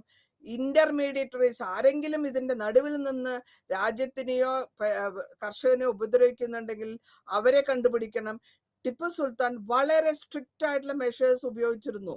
ആൾക്കാരെ, നമ്മളുടെ ഗവൺമെന്റ് ഓഫീഷ്യൽസിനെയും കൺട്രോൾ ചെയ്തു, കർഷകരെയും കൺട്രോൾ ചെയ്തിരുന്നു. ജാഗീർ സിസ്റ്റം എന്ന് പറയുമ്പോഴത്തേക്കും ജാഗിദാരി എന്ന് പറഞ്ഞ ലാൻഡ് കളക്ഷൻ മേടിക്കുന്നവരാണ് ജാഗിദാർ. അപ്പൊ അവരും അതിൻ്റെതായ ജാഗിർദാർ സിസ്റ്റം അനുസരിച്ച് കറക്റ്റായിട്ട് ലാൻഡ്, ഫ്രീ ലാൻഡ് കിട്ടിയിരുന്നാൽ കൂടെയും അവർക്കും അവരുടെ ടാക്സ് കളക്ട് ആയിട്ട് കൊടുക്കണം എന്നുള്ളത് നിർബന്ധമായിരുന്നു. ഇപ്പൊ ഇങ്ങനെ ഈ അഗ്രികൾച്ചർ പ്രോഡക്ട്സ് ഷെയർ വരുമ്പോൾ കമ്മ്യൂണിറ്റിക്ക് ഒരു സുഖം കിട്ടുന്നുണ്ട്. ഓക്കെ, ഇനി റവന്യൂ, ട്രേഡ് എന്ന് പറഞ്ഞ റവന്യൂവും വളരെ സ്ട്രിക്റ്റ് ആയിട്ട് പോർട്ട്ഫോളിയോ അനുസരിച്ചിട്ട് കസ്റ്റം ഡ്യൂട്ടീസ്, ട്രഡീഷണൽ ഡ്യൂട്ടീസ് ഒക്കെ എടുത്തെടുത്ത് വരിക. അത് തന്നെ ട്രേഡിംഗ് സെന്റേഴ്സിനും വളരെ ക്ലിപ്തമായിട്ടുള്ള റൂൾസ് ആൻഡ് റെഗുലേഷൻസ് വെച്ച് എടുത്തുകൊണ്ടിരുന്നു. ട്രേഡിൽ നിന്ന് വരുന്ന വരുമാനം, ബിസിനസ്സിൽ നിന്ന് വരുമാനവും കളക്ഷൻ ഡെപ്പോസിറ്റിൽ നിന്നു എങ്ങനെ ഡെപ്പോസിറ്റ് ചെയ്യണം, 35% പ്രൈവറ്റ് ട്രേഡ് അലൗ ചെയ്തിരുന്നു. പക്ഷെ അതിനും ഒരു ടാക്സ് ഗവൺമെന്റിന് കൊടുക്കണം. റെഗുലർ ആയിട്ട് ഇൻസ്പെക്ഷൻ കൊടുത്ത് അവര് സ്ട്രിക്റ്റ് ആയിട്ട് കറൻസി കൺട്രോൾ ചെയ്തിരുന്നു. 85-ൽ ഒരു പോർട്ട് ഉണ്ടാക്കി നാട്ടിൽ. ഇവിടെ ആ നാടിൽ പോർട്ട് ഉണ്ടാക്കുകയും ആ പോർട്ട് വഴി കാര്യങ്ങൾ അങ്ങോട്ടും ഇങ്ങോട്ടും സാധനങ്ങൾ പോവാനും എന്തൊക്കെയാണ് പോയിരുന്നത് വെച്ചാൽ അതിനെയും ഒരു ചെക്കിംഗ് ഉണ്ടായിരുന്നു, കൺട്രോൾ ഉണ്ടായിരുന്നു. ഇനി ഹൈദരാബാദ് ഒരു ഇൻഡിപെൻഡന്റ് സ്റ്റേറ്റ് ആയാൽ കൂടെയും അതിൻ്റെയും കൺട്രോള് വളരെ മുഗൾ സിസ്റ്റമായി തന്നെ കൊണ്ടുവരുന്നെങ്കിലും മുഗൾ മറാത്ത കോൺഫ്ലിക്റ്റ് ഉള്ള ഏരിയകളിൽ സ്പെഷ്യലായിട്ട് ഓർഡർ വെച്ച് മുഗൾ എംപയറിനെ വെച്ചുകൊണ്ടിരുന്നു. ഈ ഡിക്ലൈൻ കാരണങ്ങൾ ഇതിൻ്റെതായ ഒരു സിസ്റ്റം നമ്മൾക്ക് കണ്ടുപിടിക്കാൻ പറ്റുന്നത് ഇങ്ങനത്തെ ഒരു സിസ്റ്റം വളരെ പ്രോംപ്റ്റ് ആയിട്ടുള്ള ഒബ്സർവേഷൻ കൊണ്ടുവരുമ്പോഴാണ് ഈ സുബേദാർ സിസ്റ്റം കൊണ്ടുവന്നതും ഹൈദരാബാദിൽ കൊണ്ടുവന്നതും. ഓക്കെ, നിസാമിന്റെ 1713 മിലിറ്ററി വിക്ടറി കൊണ്ടുവരുന്നുണ്ട്. 1724. പക്ഷെ എഫക്റ്റീവ് ആയിട്ട് സിസ്റ്റം കൊണ്ടുവരുന്നത് അവിടെ മുഗൾ കോർട്ടിൽ താമസിച്ച് അവിടെ താമസിക്കുകയും അവിടുത്തെ ട്രീറ്റീസ് കാണുകയും അത് കഴിഞ്ഞിട്ട് ആ മൻസംദാരി സിസ്റ്റമും ടൈറ്റിൽ കൊടുക്കുക, എത്രത്തോളം മുഗൾ അതോറിറ്റിക്ക് റെഡ്യൂസ് ചെയ്യണം, ഏതാണ് ഇവിടെ നമ്മൾ ഉദ്ദേശിക്കുന്ന വെച്ചാല് ഖുത്ബ എന്ന് പറഞ്ഞാൽ വായിക്കാണ്, രാജാവിനെ പറ്റി രാജാവിനെ ഖുത്ബ വായിക്കുക, റീഡിംഗ് ആണ്. അങ്ങനെ ഒരു നിസാമിന്റെയും കൺട്രോൾ കൊണ്ടുവന്നിരുന്നു. മൈസൂറും സെറ്റിലാക്കി കൊണ്ടുവന്ന് അവർ ഒരു സ്റ്റേബിൾ ആയിട്ടുള്ള പൊളിറ്റിക്കൽ പാറ്റേൺ ഹൈദരാബാദിൽ എമർജ് ചെയ്യാണ്. വാർഫെയറിലും ആർമിയിലും പോളിസി ജാഗീദാരി ഹോൾഡിങ്സ് ഉള്ളതനുസരിച്ച് തന്നെ അവിടെയും കൊണ്ടുവന്നു. ടൈറ്റിൽ കൊടുത്തു, പൊളിറ്റിക്കൽ സിസ്റ്റത്തിൽ കൊടുത്തു, എംപ്ലോയ്മെന്റ് കൊടുത്തു. ചീഫ് ആയിട്ടുള്ളവർക്ക് ഹൈദരാബാദിന് അവിടെ തന്നെ താമസിക്കാനും സമ്മതിച്ചു. ഹൈദരാബാദ് ആർമിയിലും മെയിൻറ്റെയിൻ ചെയ്യുന്ന ക്യാഷ് അലവൻസസ് നോബിൾസ് അവരുടെ ട്രഷറിയിൽ നിന്ന് കൊണ്ടുവന്ന് വേണം കൊടുക്കാനാണ്. അപ്പൊ സ്ലോലി സിസ്റ്റം ഡിവിയേറ്റ് ചെയ്ത് പോകുന്നുണ്ട്. ഇവിടെ ലാൻഡ് റവന്യൂ സിസ്റ്റത്തിൽ നോക്കിയാലും ഹൈദരാബാദിലും ഇതേമാതിരി തന്നെ സെമിന്ദാസ് ലാൻഡ് അസസ്മെന്റ് ചെയ്ത് പെഷ് ബുക്ക് എന്ന് പറയും, ദേശ്പാണ്ഡെ എന്ന് പറഞ്ഞാൽ വില്ലേജ് ഹെഡ്, അങ്ങനെയാണ് അവർ കൊണ്ടുവന്നിരുന്നത്. ജാഗിദാർ സിസ്റ്റം ഇവിടെയും ഇതേ തന്നെ വരുന്നു. ഇത്രയും സിസ്റ്റമാറ്റിക് ആയിട്ട് റെഗുലർ അസസ്മെന്റ് കൊണ്ടുവരുമ്പോൾ അവർക്ക് വളരെ ഈസി ആയിട്ട് വരും. പേട്രണേജ് എന്ന് പറയുന്നത് നമ്മൾ ഉദ്ദേശിക്കുന്നത് അവർക്ക് കിട്ടുന്ന രാജാവിന്റെ സപ്പോർട്ട് അല്ലെങ്കിൽ പേഴ്സണൽ സപ്പോർട്ട് മിലിറ്ററി ഹെഡിൽ കൊണ്ടുവരുന്നു. ഇനി വക്കീലന്മാരുണ്ടായിരുന്നു. ഈ വക്കീലന്മാരാണ് intermediary between the king and the people. അപ്പൊ ഇവരെയാണ് കൊണ്ടുവന്ന് വക്കീലന്മാര് ബേസിക് ആയിട്ട് അവരുടെ വർക്ക് അവർ പേട്രൻസിനെ പവർഫുൾ ആക്കി കൊണ്ടുവരിക, അവർക്ക് ഓരോ ഇനീഷ്യേറ്റീവ് കൊടുക്കുക. ലോക്കൽ ചീഫിനും ഇതേമാതിരി തന്നെ നിസാമിന്റെ കൺട്രോളിൽ കൊണ്ടുവന്ന് വക്കീലന്മാർ മെയിൻറ്റെയിൻ ചെയ്ത് കൊണ്ടുപോകുന്നു. ഫിനാൻഷ്യൽ ആൻഡ് മിലിറ്ററി ഗ്രൂപ്പില് ബാങ്കേഴ്സ്, മണി ലെൻഡേഴ്സ് എല്ലാവർക്കും ഒരേ വിധത്തിൽ വക്കീൽ സൂപ്പർവൈസ് ചെയ്ത് അവരെ അറിയിച്ച അരബ്സിനും അഗർവാൾ ഇതൊക്കെയാണ് കൊടുത്തിരുന്നത്. അഡ്മിനിസ്ട്രേഷൻ സിസ്റ്റത്തിലുമായാലും നമ്മൾ കൺസോൾട്ടേഷൻ ആണ് കാണുന്നത്. റെക്കോർഡ് കീപ്പേഴ്സ് ഉണ്ട്, ഇത് കണ്ടുപിടിക്കാനും അതിനെപ്പറ്റി അറിയിക്കാനും വേണ്ടിയിട്ട് മാത്രം. സിഖിസം വേറൊരു ഐഡന്റിറ്റിയാണ് ഇവിടെ. ഗുരുനാനാക്കിന്റെ സിഖിസം അത് പഞ്ചാബിലാണ് കൊണ്ടുവരുന്നത്. ഖൽസ എന്ന് പറയുന്നത് അവരുടെ ഒരു ട്രസ്റ്റഡ് ആണ് ഗ്രൂപ്പ്. അവര് മുഗൾ ആർമിക്ക് എഗെയിൻസ്റ്റ് ആയിട്ട് വർക്ക് ചെയ്തിട്ട് കൊണ്ടുവരുന്നു. എന്തുകൊണ്ടാണ് അവർ വന്നത് വെച്ചാൽ നാദിർ ഷാഹിൻ അബ്ദാലിന്റെ ഒക്കെ കുറവ്, മറാത്തയുടെ കുറവ്, ആർമിക്ക് കൺട്രോൾ ഇല്ലാത്തൊരു പോക്ക്. ഇനി മിസൈൽസ് അനദർ ചെറിയ ഗ്രൂപ്പാണ് സിഖില്. അവര് പരസ്പരം ബോണ്ടിങ്ങിനെ പറ്റിയാണ് അവര് പറഞ്ഞുകൊണ്ടുവരുന്നത്. സിഖ് സ്റ്റേറ്റ് രഞ്ജിത് സിംഗിന്റെ കാലഘട്ടത്തിലാണ് അത് വലുതാവുന്നതും വലുതായി വലിയ ഒരു രൂപമായിട്ട് തന്നെ എടുക്കുകയാണ്. പൊളിറ്റിക്കൽ സിഖിന്റെ പൊളിറ്റിക്സ് ചെയ്ത് നോക്കുമ്പോൾ അവരുടെ മോറൽ എത്തോസ്, അവരുടെ ഗുരു സിഖിന്റെ ഗുരു പറയുന്ന തന്നെ അവര് അനുസരിക്കുക. ഇനി ഇത്രയും സിഖിന്റെ പോളിറ്റി വരുമ്പോൾ അവരുടെ ഗുരു എന്ത് പറയുന്നു അതനുസരിക്കണം, അതനുസരിച്ചിട്ട് വേണം ബാക്കിയുള്ള കാര്യങ്ങൾ ചെയ്യാൻ. അങ്ങനെ ഒരു സിഖിന്റെ ഗ്രൂപ്പ് പോളിറ്റിസം ഉണ്ടാക്കി ഡെവലപ്പ് ചെയ്ത് എടുത്തുകൊണ്ടാണ് പഞ്ചാബ്, അതായത് എത്നിക് പല വിധത്തിലുള്ള എത്നിക് റൂൾസ് ഉണ്ടെങ്കിൽ കൂടെയും അവർക്ക് ഒരു റിലീജിയസ് ആയിട്ടുള്ള സിഖ് ഗുരുനാനാക്കിന്റെ ഫോളോവേഴ്സ് അവരുടെ ഒരു ബോണ്ട് ഉണ്ട്.